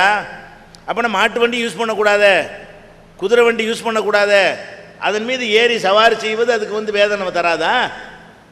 நம்ம சுதந்திரமாக நம்ம நடந்தால் நல்லா இருக்குமா? நம்ம தோளில் ஒரு ஆளை தூக்கி வச்சுட்டு போனால் நல்லா இருக்குமா? ஒரு ஆளை தோளில் தூக்கி வச்சுட்டு போனால் உங்களுக்கு கஷ்டமாக இல்லையா? அப்போ ஒரு குதிரைக்கும் அது கஷ்டமாக தானே இருக்கும், ஒரு மாட்டுக்கு அது கஷ்டமாக தானே இருக்கும். அப்போ எதனால் அது வதப்படுத்துறீங்க? அது ஒரு வாயில்லா ஜீவன் தானே. அதுக்கு அறிவு இருந்துச்சுன்னா கேட்டிருக்குமா? ஏன்டா அறிவு கேட்டவனே ஏன்டா அந்த மாதிரி அநியாயம் பண்ணுறது கேட்டிருக்குமா இல்லையா? அதுக்கு வாய் இல்லாத காரணத்தினால அது கேட்கவா போகுதுன்னு சொல்லி நம்ம என்ன செய்கிறோம்? நம்ம வசதிக்காக வேண்டி மாட்டு வண்டியில் போட்டு மாட்டை போட்டுறோம். வயலில் கொண்டு கலப்பையை வச்சு உழுவுறீங்க, சாதாரண விஷயமா? அது ஒரு லாரியை இழுக்கிறத விட கஷ்டமான வேலை அது. அந்த கலப்பையை கொண்டு அந்த சேரில் அமுக்கி இழுத்து பாருங்களேன் பார்ப்போம். ஒரு அடி உங்களுக்கு இழுக்க முடியுமா? அப்போ மொத்த வயலையும் ஒரு 4 மாட்டை போட்டு உழுவுறீங்களே, அது எவ்வளோ வேதனைப்படும், எவ்வளோ கஷ்டப்படும், எவ்வளோ துடிக்கும். அதுக்கு பேச வாய் இல்லை, அழுவ தெரியலை. அழுதாலும் உங்கள் காதுக்கு விளங்காது, அதனுடைய பாஷையில் அழுது கொள்ளும். அப்போ நம்ம என்ன நினைக்கிறோம்? எங்களுக்கு நெல் வேணும்னா இதெல்லாம் தேவை, எங்களுடைய உணவு உற்பத்திக்காக இது அவசியம் என்ற கான்செப்ட்லான இதை செய்கிறோம். அப்போ உயிர் வதை இல்லாமல் எப்படி உலகத்தில் மனுஷன் வாழ முடியுங்கிறேன்? உயிரை வதை பண்ணால் தான் நம்ம வாழ முடியுங்கிற மாதிரி கடவுள் படைச்சிருக்கிறாரு. நமக்காகத்தான் எல்லா உயிரினத்தையும் படைச்சிருக்கிறாரு. நம்ம நன்மைக்காக வேண்டி என்ன செய்கிறோம்? நம்ம கேடு தருதுன்னா எத்தனை உயிரை அழிக்கிறோம். நீங்கள் கொசுவத்தி வைக்கிறீங்களா? அது உயிரை கொள்ளத்தானே செய்கிறீங்க. கொசு கடிக்குதுன்னா கொசுபத்தி வாங்கி வைக்கிறீங்க, மேட்டு வாங்கி வைக்கிறீங்க, அல்லது ஸ்ப்ரே வாங்கி அடிக்கிறீங்க. இதெல்லாம் என்ன செய்கிறது? அந்த கொசுவை சாவடிக்குது. ஏன் சாவடிக்காது? உயிர் இல்லையா? அப்போ உயிர் தான். நீங்கள் என்ன செய்கிறீங்க? எனக்கு இடைஞ்சல் அழிக்கத்தான் செய்வேன், எனக்கு நன்மை வந்தால் நான் சாப்பிடத்தான் செய்வேன், எனக்கு இடைஞ்சல் தருமையானால் நான் அழிக்கத்தான் செய்வேன். அப்போ என் எலியை ஏன் கொள்றீங்க? பாம்பை எது கொள்றீங்க?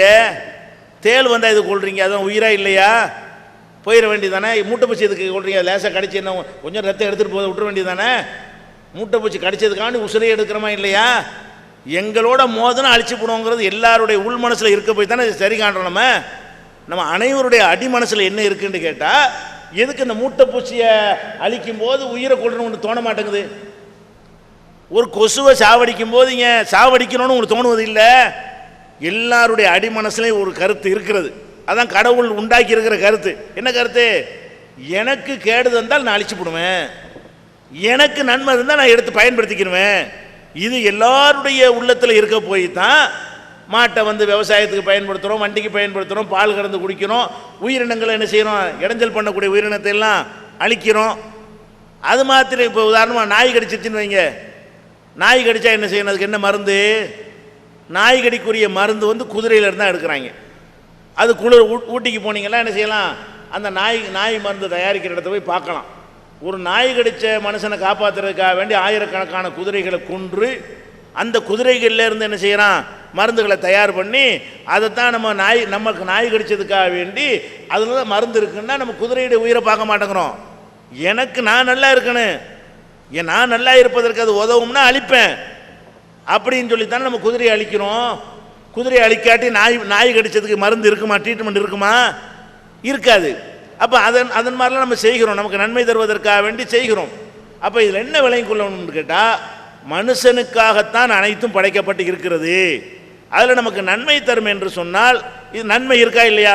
அசைவத்தில் அதுக்குன்னு சில புரோட்டீன்கள் வந்து அசைவத்தில் கிடைக்கக்கூடிய அந்த புரோட்டீன் வந்து சைவத்தில் கிடையாது. சிலது இருக்கலாம், ஆனால் சில பேர் சாப்பிடக்கூடாதவங்களா இருப்பாங்க. 50க்கு மேலே சாப்பிடக்கூடாது, 60க்கு மேலே மாமிசம் சாப்பிடக்கூடாதும்பாங்க. அதெல்லாம் எல்லாருக்கும் சொல்ல மாட்டாங்க. யாருக்கு சொல்லுவாங்கன்னு கேட்டால், யார் உட்காந்து மணிக்கு உழைக்க உடல் உழைப்பு செய்யாமல் டேபிளில் உட்காந்து கொண்டு பணத்தை எண்ணிக்கிட்டு இருக்கிறாங்களோ அவங்களுக்கு அந்த அசைவத்தினுடைய அந்த புரோட்டீன் அவங்களுக்கு தேவையில்லை. அது கொழுப்பு அதிகரித்து விட்டு பல நோய்களை உண்டாக்கிறோம். மம்மட்டி புட்டு வெட்டுறவனுக்கு, கடின உழைப்பு செய்கிறவனுக்கு, வயலில் போய் வேலை செய்கிறவனுக்கு 75 வயசாக இருந்தாலும் எல்லாத்தையும் சாப்பிடலாம். எந்த டாக்டரும் சாப்பிடக்கூடாதுன்னு சொல்ல மாட்டான். யாருக்கு சொல்லுவான்? அதாவது உடல் உழைப்பு இல்லாத டேபிளில் வேலை செய்யக்கூடிய அரசு ஊழியர்கள் அல்லது பெரிய பெரிய முதலாளிகள், கல்லாவில் உட்காந்து பண்ணக்கூடிய முதலாளிகள், அல்ல எங்களை மாதிரி இந்த மாதிரி டேபிளில் உட்காந்துட்டு வேலை பார்க்கக்கூடியவங்களுக்கெல்லாம் அதெல்லாம் ஒரு 50க்கு மேலே நிப்பாட்டிக்கணும், குறைச்சிக்கணும். அதுக்குரிய வேலை கொடுக்காதனால, உடலுக்கு வேலை கொடுக்காதனால சில பேருக்கு சொல்லுவானே தவிர, நம்ம ஒழுங்காக உடம்புக்கு வேலை கொடுக்குறதா இருந்தால் அதெல்லாம் தேவைதான். அந்த சக்திகள் எல்லாம் வேறு எதுலையும் கிடைக்காது. இன்னும் சொல்ல போனால், ஒரு கண் பார்வை கம்மியாக இருக்குங்கிறான், கண் பார்வை குறைவுக்கு என்ன பண்ணுறான், மீன் சாப்பிடுங்கிறான். மீன் சாப்பிடாத ஆட்களுக்கு என்ன பண்ணுறான், மீன் எண்ணெயிலேருந்து மாத்திரை தயார் பண்ணி அனுப்பிடுறான், கேப்சூல் மாதிரி போட்டு அனுப்பிடுறான்னா அதை வாங்கி சாப்பிட்றாங்க. யார்? சைவம் தான் சாப்பிடுவேன்னு சொல்லக்கூடியவங்க மீன் சாப்பிடாம அதுக்கு பதிலாக என்ன செய்கிறாங்க, மீனுடைய எண்ணெயிலேருந்து செய்யக்கூடிய அந்த மாத்திரை கேப்சூலை முழுங்கிக்கிறாங்க. மீனுடைய சக்தியில் கிடச்சிரும். அப்போ கண் பார்வை கூர்மையாவதற்கு தேவை. அப்படிலாம் அந்த மீனை கொள்கிற மாதிரி வர்த்தனை செய்கிறது. அவ்வளோ வேணாம், நீங்கள் சுவாசிக்கும் பொழுது எத்தனை உயிரை உள்ளே இழுத்துக்கிட்டு இருக்கிறீங்க. காற்றுல இருக்கு உயிர், காற்றுல இருக்கு ஏராளமான கிருமிகள். இழுத்து என்ன செய்கிறீங்க, உள்ளே விடும்போதே அதை உட்கொள்கிற மாதிரி தான் ஏறக்குறைய. அப்போ அந்த உயிரினங்கள் வதைங்கிறத பார்த்தோம்னு சொன்னால், வதை இல்லைன்னுலாம் சொல்ல முடியாது, வதை தான். ஆனால் மனிதன் நன்மைக்காக வேண்டி இதெல்லாம் செய்கிறான, இதை கொள்கையாக வச்சுக்கிறவங்க எதையும் செய்யக்கூடாது. நான் ஈயரும்பு கூட கொள்ள மாட்டேன், ஒரு கொசு கொஞ்சம் ரத்தத்தை குடிச்சிட்டு போகுது, எனக்கு என்ன எவ்வளோ 1 லிட்டர் ரத்தத்தை குடிச்சிட்டு போயிட்டு போகுது, நம்ம இருக்கணும். அப்படி நம்ம யாரும் இருக்கிறது இல்லை. அப்போ அதில் என்ன விளங்குறோம்னு கேட்டால், நம்ம மனசாட்சியை சொல்கிறது மனிதனின் நன்மைக்குத்தான் எல்லாமே படைக்கப்பட்டிருக்கு. இது ஒரு விஷயத்தை விளங்கிக்கிறணும். அடுத்ததாக இதில் ஒரு பேச்சுக்கு இந்த சகோதரர், கேள்வி கேட்ட சகோதரர் மாதிரி எல்லாரும் நினச்சி எல்லாரும் இனிமேல் வந்து நம்ம என்ன செய்கிறதில்ல, மீன் சாப்பிட்றதில்ல, முட்டை சாப்பிட்றது இல்லை, கறி சாப்பிட்றது இல்லை, இறைச்சி சாப்பிட்றது முடிவு எடுத்தோன்னு வைங்க. அப்புறம் என்னவாயிரும்னா, இப்போ காய்கறிலாம் வாங்கி சாப்பிட முடியாது, செத்து போயிடுவோம் நம்ம. ஏன்? தார்மாராக பல வெரைட்டி இருக்க போய் தான் சைவம் சாப்பிட்ற ஆளுக்கு சைவமே கிடைக்குது. எல்லாரும் கத்தரிக்காய்க்கு போனீங்கன்னா கத்தரிக்காய் 500 ரூபா கிலோ விற்குவான். தெரிஞ்சுக்கிறேன். 50 பேர் கத்தரிக்காய்க்கு போனால் எல்லாருமே உருளைக்கிழங்கு போய் நின்றா என்ன ஆகுறதுக்கு எது கிடைக்குமா? அப்போ அதிகமான டிமாண்ட் ஆகும்போது என்ன ஆயிரும், தாறுமாறாக ஏறிக்கணும். பல வெரைட்டி, மீன் கொஞ்சம் போ, இறைச்சிக்கு போ, நீ வந்து முட்டைக்கு போ, நீ அதுக்கு போ, இதுக்கு போன்னு பிரித்து விடுறதுனால தான் இந்த மாதிரியான காய்கறிகள்லாம் கூட சீரான பேலன்ஸாக ஒரு மனிதன் வாழ்வதற்கு ஏற்ற வகையில் இருக்கிறது. ஆனால் எல்லாரும் சைவன்னு மாறிக்கிட்டீங்கன்னு சொன்னால் விலை இப்போ சமாளிக்க முடியல, விலைவாசி ஏறி இருக்கிறது. இதை விட 10 மடங்கு ஏறி போயிருமா இல்லையா? அதையும் நம்ம பார்க்கணும். அதனால் வந்து இது ஒரு பேட்டர் கிடையாது. அடுத்து என்னன்னு கேட்டால், இந்த மாதிரி ஒரு முடிவை சட்டமாக்கணும்னு வைங்க, உலகத்தில் பல பகுதிகளில் ஒன்றும் வாழவே முடியாது. எஸ்கிமோக்கெல்லாம் என்ன பண்ணுவான், துருவ பிரதேசத்தில் இருக்கிறான, அங்கே நெல் விளையுமா, புல் விளையுமா, ஏதாவது பொருளை கொண்டே கொடுக்க முடியுமா? துருவ பிரதேச பனிக்கட்டியில் வாழ்கிறான். அவன் எப்படி வாழ முடியும்? கடலுக்கு மேலேயும் ஐஸ் கட்டியாக தான் இருக்கும்.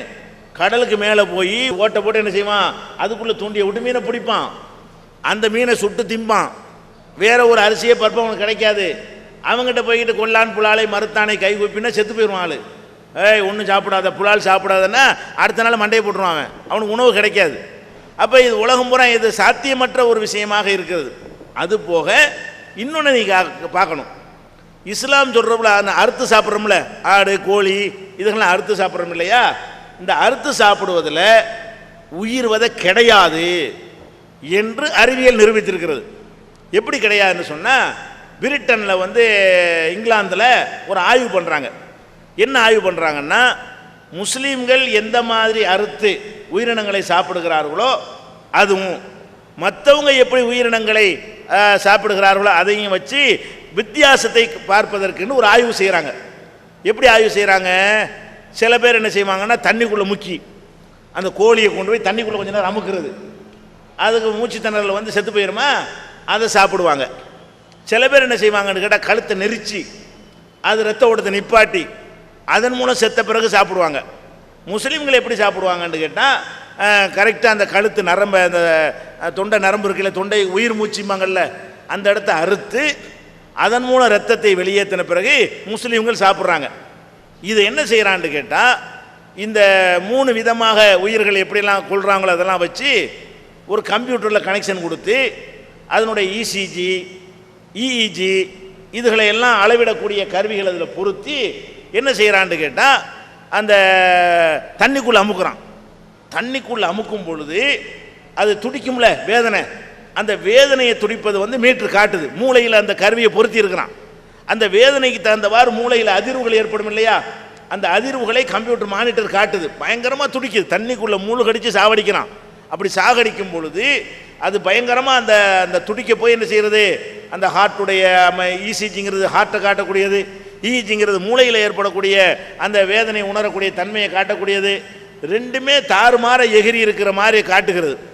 அதே மாதிரி வந்து கழுத்தை நெரிச்சு கொள்ளும் பொழுது அது பயங்கரமாக துடிப்பதும் வலிக்கிறதும், நம்ம வலிக்கிற சொல்ல இல்லதுக்கு, ஆனால் கருவி காட்டுகிறது. என்ன காட்டுது, இவனுக்கு இந்த அளவுக்கு வலி இருக்கிறது, வலியை வந்து நம்ம உடல் சோதனையை வச்சு இவ்வளோ வலி இருக்குன்னு கண்டுபிடிக்கலாம். அதுக்கப்புறம் என்ன பண்ணுறான்னு கேட்டால், முஸ்லீம்கள் அறுக்கிற மாதிரியான முறையில் ஒரு பிராணி எல்லாத்தையும் செட் பண்ணி வைத்துக்கொண்டு ஒரு வெட்டு கழுத்து நரம்பை வெட்டுறான்.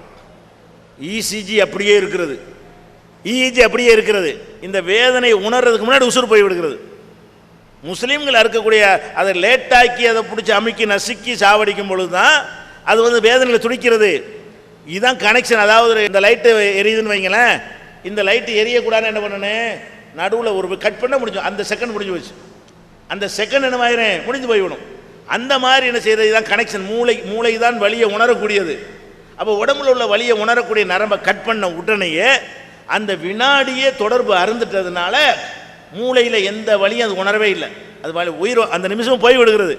அது வேதனையே கிடையாது, அது துடிக்கிறதெல்லாம் வேதனையினால கிடையாது. ரத்தம் வேகமாக வெளியேறும் பொழுது அது துடிக்கிறது. உயிரப்போ போயிடுச்சு, ரத்தம் வேகமாக வெளியேறும்போது என்ன செய்யும், அதனால கையை காலை உதைக்குது, காலை உதைக்குமா இல்லையா, அதுதான் வேதனையை நீங்கள் நினச்சிக்கிட்டீங்களே தவிர வேதனையை உணரக்கூடிய எந்த ஒரு அறிகுறியும் அந்த கருவியில் பதிவாகலை அப்படின்னு சொல்லி அறிவியல் பூர்வமாக நிரூபிச்சுட்டு இதில் வந்து வேதனையெல்லாம் ஒன்றும் கிடையாது, சும்மா பிடிச்சி நசுக்கி சாவடிச்சா தான் வேதனையை தவிர இது வேதனையில் கூர்மையான கத்தியினால் அறுத்துட்டோம்னு சொன்னால் அவனுக்கு வேதனையே தெரியாது. தூக்கில் போடுறான்ல, ஒரு செகண்டில் முடிஞ்சு போயிருந்தாங்க, வேதனையை போடுறான். வேதனை விஷம் குடித்தா கூட வேதனைப்படுவான். தூக்கில் போட கழுத்தை வெட்டிட்டா வேதனை கிடையாது, துப்பாக்கியில் சுட்டா வேதனைப்படுவான். இங்கே அறுத்துட்டு முடிஞ்சு வச்சுக்காது, டக்குன்னு தூக்கிட்டு வேறேன் கனெக்ஷன் கட் ஆகி போயிடும். கனெக்ஷன் கட்டானால் லைட் எரியாது. அந்த மாதிரி ஒரு மைக்ரோ செகண்டில் நடந்து முடிந்து விடுகிறது. அதனால் இல்லைன்னு இப்போ நிரூபித்து இருக்கிறான். இந்த அடிப்படையில் நீங்கள் பார்த்தீங்கன்னு சொன்னால் இது வந்து அசைவம் என்பது வந்து ஒரு கெட்டதெல்லாம் கிடையாது, தேவைன்னா கட்டாயம் கிடையாது. விரும்பினா சாப்பிட்டுக்கிறங்க, விரும்பாட்டி விட்டுருங்க. பலவிதமான உணவுகள் மனுஷனுக்கு தேவை இருக்கிறது. விரும்பினாலும் சைவம் சாப்பிட்றாள்கிட்ட போய் நீ சைவம் சாப்பிடாதுன்னு நீங்கள் போய் சொல்ல தேவையில்லை. அசைவம் சாப்பிட்றாள்கிட்ட போய் நீயா அதை போய் திங்கிறேன்னு சொல்ல தேவையில்லை. அப்படிங்கிற மாதிரி இஸ்லாம் என்ன செய்கிறது, ஒரு நிதானமான ஒரு கொள்கையை உலகத்துக்கு சொல்லுகிறது. இதுதான் அதுக்குரிய விளக்கங்க. உலகில் ஆணும் பெண்ணும் சமம் தானே. இஸ்லாமிய சகோதரி எனது வீட்டு பக்கத்திலும் இருக்கிறார், எனக்கும் ஒரு சகோதரி தான். அந்த பெண்களை மட்டும் வீட்டுக்குள்ளேயே இன்று வரைக்கும் பூட்டி வைக்கிறீர்களே, ஏதோ ஆச்சரியமாக இருக்கிறது. நமது தமிழ்நாடு தவ்ஹீத் ஜமாத்தில் மட்டும் சகோதரிகள் வந்திருக்கிறார்கள், புர்கா அணிந்து கொண்டு வந்திருக்கிறார்கள். இது ரொம்ப சந்தோஷமாக இருக்கிறது. இருந்தாலும் வீட்டுக்குள்ளேயே அடைத்து வைக்கிற இந்த ஒரு கம்ப்யூட்டர் காலத்திலும் கூட பெண்களையும் ஆண்களையும் சமமாக பாவிக்கலாமே, அங்கே செல்லாதே இங்கே போகாதே என்று இல்லாமல் அனைத்து வாகனங்கள் ஓட்டி பழக்கி IAS அதிகாரி பதவிகளுக்கு வரவும் ஆண்களும் பெண்களும் சமம் என்று பாரதி சொன்னான். இதற்கு முன்னால் நபிகள் நாயகமும் சொன்னார். இதையெல்லாம் ஏன் ஆணுக்கு பெண் அடிமை என்ற தத்துவத்தை உடைக்கலாமே. இது அடிமையாக வைத்திருக்கிறீர்களா இல்லை அறியாமல் செய்கின்றீர்களா எனக்கு தெரியவில்லை. திருமணம் அது எந்த மதத்திலும் ஒரு சாபக்கேடு போல இருக்கிறது. ஒரு ஏழை வீட்டு பெண்ணிடம் கூட ஏனுங்கய்யா 100 பவுன் 50 பவுன் கேட்டு திருமணம் செய்கிறீர்கள், நாங்கள் தான் இந்துக்கள் பழகி விட்டோமே, நீங்களாவது எங்களுக்கு எடுத்து சொல்கின்ற மாதிரி இந்த திருமணத்திற்கு வரதட்சணை என்ற நகையை வாங்காமல் ஒரு முன்னேற்பாடாக செய்திருக்கலாமே. ஆனால் சமீப காலமாக ஒரே ஒரு திருத்தம், நமது தவ்ஹீத் ஜமாத் சகோதரர்கள் அனைவரும் வாங்கிய நகையெல்லாம் திருப்பி கொடுத்து விட்டு மனைவி மாமனார் மாமியார் வீட்டில் எந்த பொருள் வாங்கக்கூடாது என்று திருமணம் செய்து கொள்வதாக அறிய வருகிறேன். இதற்கெல்லாம் ஒரு தெளிவான விளக்கத்தை கேட்க விரும்புகிறேன். நன்றி ஐயா, நன்றி. பெண்களையும் அடைச்சி வச்சிருக்கிறீங்க வீட்டுக்குள்ளேயே அப்படிங்கிறாரு. இஸ்லாத்தை பொறுத்த வரைக்கும் வீட்டுக்குள்ளே அடைத்து வைக்க வேண்டும் என்று எங்கள் மார்க்கத்தில் சொல்லப்படவே இல்லை. பெண்கள் நபிகள் நாயகம் காலத்தில் பள்ளிவாசலுக்கு தொழுகைக்கு வந்தார்கள், போர்க்களங்களுக்கு கூட போனாங்க. போர்க்களங்கு கூட நபிகள் நாயகம் போருக்கு செல்லும் பொழுது பெண்களை அழைத்து செல்வார்கள். எதுக்காக அப்படின்னா ஆயுதம் தாங்கி போர் செய்வதில் பயன்படுத்த மாட்டாங்க. அதே நேரத்தில் போராளிகளுக்கு சேவை செய்யணும் இல்லையா, காயங்களுக்கு மருந்திடுவது, தண்ணீர் சப்ளை செய்வது, இறந்து போன காயம்பட்டவர்களை பாடியை தூக்கிட்டு வருவது, இந்த மாதிரி வேலைகளுக்கெல்லாம் பெண்கள் நபிகள் நாயகம் ஸல்லல்லாஹு அலைஹி வஸல்லமுடைய காலத்தில் பயன்படுத்தப்பட்டிருக்கிறார்கள்னு சொன்னால் இதெல்லாம் செய்யலான்னு விளங்குதா இல்லை? இஸ்லாத்தில் நபி செஞ்ச பிறகு வேற யார் அதை மறுக்க முடியும்? எங்கள் ப்ராஃபட் ஒன்று செஞ்சுட்டாங்கன்னு சொன்னால், நபி செஞ்சுட்டாங்கன்னு சொன்னால் அதான் இஸ்லாத்தின் சட்டம். எங்கள் மக்கள் செய்வதெல்லாம் இஸ்லாமிய சட்டம் கிடையாது. நபிகள் நாயகம் தான் எங்களுக்கு தலைவர். அவங்க ஒன்றை செஞ்சுட்டாங்கன்னு சொன்னால் அதான் இஸ்லாத்தின் சட்டம். அந்த அடிப்படையில் பெண்கள் அவங்க உழைக்கிறதுக்கோ அல்லது படிக்கிறதுக்கோ அல்லது அவங்க வெளி உலகத்தில் தேவைகளை நிறைவேற்றுவதற்காக செல்வதற்கோ இஸ்லாத்தில் எந்த விதமான தடையும் கிடையாது. ஆனால் சில கட்டுப்பாடுகளை இஸ்லாம் விதித்திருக்கிறது. என்ன கட்டுப்பாடு? பெண்கள் அவங்களுடைய உடைகளை பொறுத்த வரைக்கும் அது முகம் கையை தவிர மற்ற பகுதிகளை மறைத்து கொண்ட நிலையில் நீங்கள் வெளியே போகணும். இது ஒரு கண்டிஷனாக இஸ்லாம் போடுகிறது. வெளியே போகிறதா இருந்தால் உங்கள் முகம் கண்டிப்பாக தெரியணும். சில பேர் விளங்காம முகத்தையும் மூடிக்கிட்டு வர்றாங்க, அது இஸ்லாத்தில் உள்ளது கிடையாது. முகம் தெரியணும் உலகத்தில், அப்போ தான் யாருங்கிறது தெரியும், செயல்படுவதற்கு வேணும். கை தெரியணும், அப்போ தான் ஏதோ இயங்குவதற்கு கை வேணும். அப்போ இதை தவிர மற்ற பகுதிகளை எல்லாம் பெண்கள் அந்நிய ஆண்கள் முன்னாடி எப்பவும் மறைச்சிட்டு இருக்க வேண்டியதில்லை. தகப்பனுக்கு முன்னாடி, அண்ணனுக்கு முன்னாடி, தாய் மாமாவுக்கு முன்னாடி, புருஷனுக்கு முன்னாடிலாம் அப்படியே இருக்க சொல்லுது. அப்படி கிடையாது. வெளியாட்கள் அந்நிய ஆண்கள்னு சொன்னால் இந்த மாதிரி இரத்த உறவு இல்லாத மற்றவர்கள் மத்தியில் இருக்கும் பொழுது அவன் வேற மாதிரி பெண்களை பார்க்குறான். அப்படிங்கிற காரணத்துக்காக வேண்டி பெண்கள் இந்த மாதிரி ஒரு ஆடையோடு நீங்கள் வெளியே போங்க அப்படின்னு இஸ்லாம் சொல்லுகிறது. இது தப்பாண்டா இப்போ தப்பு இல்லைன்றது உலகம் பூரா என்ன செய்யுது, இப்போ நிரூபணமாகி கொண்டு வருகிறது. இது முதல் தப்புண்டாங்க. ஆனால் சிந்தித்து பார்த்தீர்களே, ஆனால் இது உண்மையா இல்லையா? ஒரு ஆண் பெண்ணிடத்தில் ஈர்க்கப்படுறானா இல்லையா? அவங்க ஒரு விதமான ட்ரெஸ் அணியக்கூடிய நேரத்தில் ஆண்களால் அவங்க கவரப்படுறாங்களா இல்லையா? அப்போ கவரப்படும் பொழுது சந்தர்ப்ப சூழ்நிலை சரியாக அமைஞ்சின்னு சொன்னால் அவன் அந்த பெண்ணை பாலியல் பலாத்காரம் பண்ணுறான். அவன் ஏதாவது சாட்சி சொல்லி காட்டி கொடுத்துருவான்னு சொல்லும்போது ஆளையை கொலையும் பண்ணி போடுறான். இதெல்லாம் நடக்கிறதுக்கு என்ன காரணம்னு பார்த்தீங்கன்னா, பல கமிட்டிகள் ஆய்வு செஞ்சு சொல்கிறாங்க, இந்த உடை தான் ஓவரான ஆண்களை ஈர்ப்பதற்குன்னு உடை உடுத்துவதான் காரணங்கிறாங்க. ஆனால் அப்படி இருந்தும் கூட என்ன செய்கிறாங்கன்னா, பெண்கள் நீங்கள் யோசிச்சு பாருங்கள், பெண்கள் அவங்களுடைய தன்மை அவங்களே விளங்கலைன்னு தான் சொல்ல வேண்டியிருக்கிறது. அவங்கள ஒரு போகப் பொருள் மாதிரி, அவங்கள ஒரு காட்சி பொருள் மாதிரி, மற்றவங்கள்தான் பார்த்து ரசிக்கிறதுக்குரிய விருந்து படைக்கிற மாதிரி பெண்கள் தங்களை ஆக்கி கொள்கிறாங்களே தவிர உண்மையில் பார்த்தீங்கன்னு சொன்னால் இது பெண்களுக்கு நல்லது கிடையாது. எப்படி நீங்கள் பார்க்குறீங்க? இப்போ ஆம்பளைங்க வந்திருக்கிறீங்க, ஆம்பளைங்க எந்த சபையில் வேண்டாலும் போலுங்க, எந்த ஆம்பளைக்காவது தொப்புள் தெரியுமா, வயிறு தெரியுமா? வயிறு தெரிகிற மாதிரி ஆம்பளை சட்டை போட்டு பார்த்துருக்கிறீங்களா? அவனுக்கு வயிறு தெரிஞ்ச ஆபத்தெல்லாம் ஒன்றும் கிடையாது. அதை பற்றி எந்த பொம்பளையும் ரசிக்க போகிறதில்ல. நீங்கள் வயிறு தெரிகிற மாதிரி ஒரு ஜாக்கெட் மாட்டிட்டு போனீங்கன்னு வைங்க, பொம்பளையெல்லாம் பார்த்து ரசிக்கவா போகிறா? அப்போ ஆம்பளை அந்த மாதிரி ஒரு ஜாக்கெட்டு போட்டு போனால் அது பெண்களால் அது ரசிக்கப்படாது. கிறுக்கு பையன் வேணால் திட்டிட்டு போவாங்களே தவிர அதை பார்த்து ரசிக்க மாட்டாங்க. பொம்பளை அந்த மாதிரி போனாங்கன்னா அதை ரசிப்பாங்க, நல்லா தெரிகிறது. அப்போ ஒரு ஆண்கள் இந்த மாதிரி இந்த தொப்புளையெல்லாம் மறைத்து இயங்குறதுனால அவங்களுக்கு ஏதாவது முன்னேற்றத்துக்கு பாதிப்பானுச்சா? இப்போ மன்மோகன் சிங் இருக்காருன்னு வைங்களேன், அவருக்கு இந்த மூஞ்சியும் கையும் தான் தெரியுது, அதிலோட பாதி மண்டையை காணாம். அவர் தப்பா கட்டி என்ன செய்கிறாரு, மறைச்சிக்கிறாரு. அப்படி இருந்த அவர் பிரதமர் பதவிக்கு ஏதாவது தடையாக இருந்துச்சா? அவர் செயல்பட முடியலையா? உலக நாட்டுக்கெல்லாம் போக முடியலையா? இந்த ட்ரெஸ் அப்படி குறைச்சி போட்டால் தான் முன்னேற்றம் வருங்கிறது ஏதாவது லாஜிக் இருக்குதா? ஏன் ஒரு ஆம்பளை விட என் பொம்பளைங்க குறைஞ்ச அளவுக்கு ஆட போடுறீங்க? ஆம்பளை வந்து எந்த ஆம்பளை எடுத்தாலும் முகம் கை தான் தெரியுது. ஆனால் பொம்பளை ஆடாது. பொம்பளை தான் இந்த மாதிரி ஆடாது. நீங்கள் ஆம்பளை ஒரு பனியனை போட்டு கூட போகலாம், அது பெரிய பாதிப்பு வராது. ஆனால் பெண்கள் என்ன பண்ணுறாங்கன்னு சொன்னால் அவங்களோட ஆடையிற அளவு அவங்களா குறைக்கிறாங்க. எப்படி குறைக்கிறாங்க? இந்த நடுவில் தனியாக இடம் விடுறாங்க. தனியாக இடம் விடும் பொழுது போய்கிட்டு இருக்கும் பொழுது ஆண்களுடைய அந்த பார்வை மேயிறது அவங்களுக்கு தெரிகிறது. இழுத்து மூடுறாங்க. தெரியுதுல, இது தான் அவன் பார்க்குறான்னு தெரியுதா இல்லையா? அப்புறம் ஏன் இழுத்து மூடுறிய? அப்போ இழுத்து மூடும்போது என்ன விளங்கிறனே, ஆஹா இது இழுத்து பர்மனெண்ட்டாக முடிகிற வேண்டியது தானே. அதை இழுத்து மூடிக்கிட்டு உங்களை அறியாத விதத்தில் பார்த்தான்னு சொன்னால், அறியும் போது பார்த்தா இழுத்து முடிக்கிறீங்க, அறியாத விதத்தில் பார்ப்பானா இல்லையா? அப்போ நம்ம எதை இழுத்து மூட நினைக்கிறோமோ அதையும் எப்போது மூடிக்கொள்ளக்கூடாது அந்நியர்கள் மத்தியில். அதே மாதிரி என்ன செய்கிறாங்க, சட்டைன்னு போடுறாங்க. சட்டைன்னு போட்டால் முதுகில் வந்து 2 இன்ச்சு தான் இருக்குது, 2 விரல் தாங்க இருக்குது, மீதி பூரா ஃபுல் ஓப்பனாக இருக்குது. இதுக்கு பேர் சட்டையா? இது ஒரு ட்ரெஸ்ஸா? இது எதுக்கு? நான் என்ன கேட்குறேன், இதனால் என்ன இது முன்னேற்றம்? இதுதான் முன்னேற்றமா? இதெல்லாம் போட்டால் தான் ஒரு பிரதமர் ஆக முடியுமா? இப்படிலாம் போட்டால் தான் கலெக்டர் ஆக முடியுமா? ஜெயலலிதாவுக்கு முகம் மட்டும்தான் தெரியுது, முதலமைச்சராக இருக்க முடியலையா? அப்போ ஒரு முதல்வராக செயல்படுவதற்கு கூட அவர் போட்டிருக்கிற ட்ரெஸ்ஸு தடையா இல்லையே? அப்போ ஏன் நீங்கள் முதுகில் ஆம்பளை அளவுக்காவது இந்த முதுவை பார்ப்பானா இல்லை? நான் கேட்குறேன், முதுகு நல்லா கலர்ஃபுல்லாக இருக்குமே, ஆனால் ஒரு ஆம்பளை பார்ப்பானா இல்லையா? அது அவனை தூண்டுமா இல்லையா? இப்போ தூண்டும் போது ஒரு நேரம் இல்லாட்டி ஒரு நேரம் ஏதாவது அசம்பாவிதம் நடந்து போச்சுன்னு சொன்னால் அதுக்கு யார் பொறுப்பு? நம்ம ஏன் அதை போய் காட்ட வேண்டிய அவசியம் என்ன வந்துச்சு? அதை போய் உலகத்துக்கெல்லாம் இன்னும் பேர் கொஞ்சம் பெருசாக சட்டை போட்டான்னு வைங்க, நடுவில் ஜன்னல் வைக்கிறாங்க. சட்டைக்கு ஜன்னல், வீட்டுக்கு ஜன்னல் வச்சு பார்த்துருக்குறோம். அப்போ சட்டைக்கு என்ன செய்கிறாங்க, அதுக்கு ஜன்னல் மாதிரி போட்டு ஜன்னல் ஜாக்கெட்டுங்கிறாங்க, காத்தோட்டத்துக்காக வேண்டி ஜன்னல்னு வைக்கிறாங்க.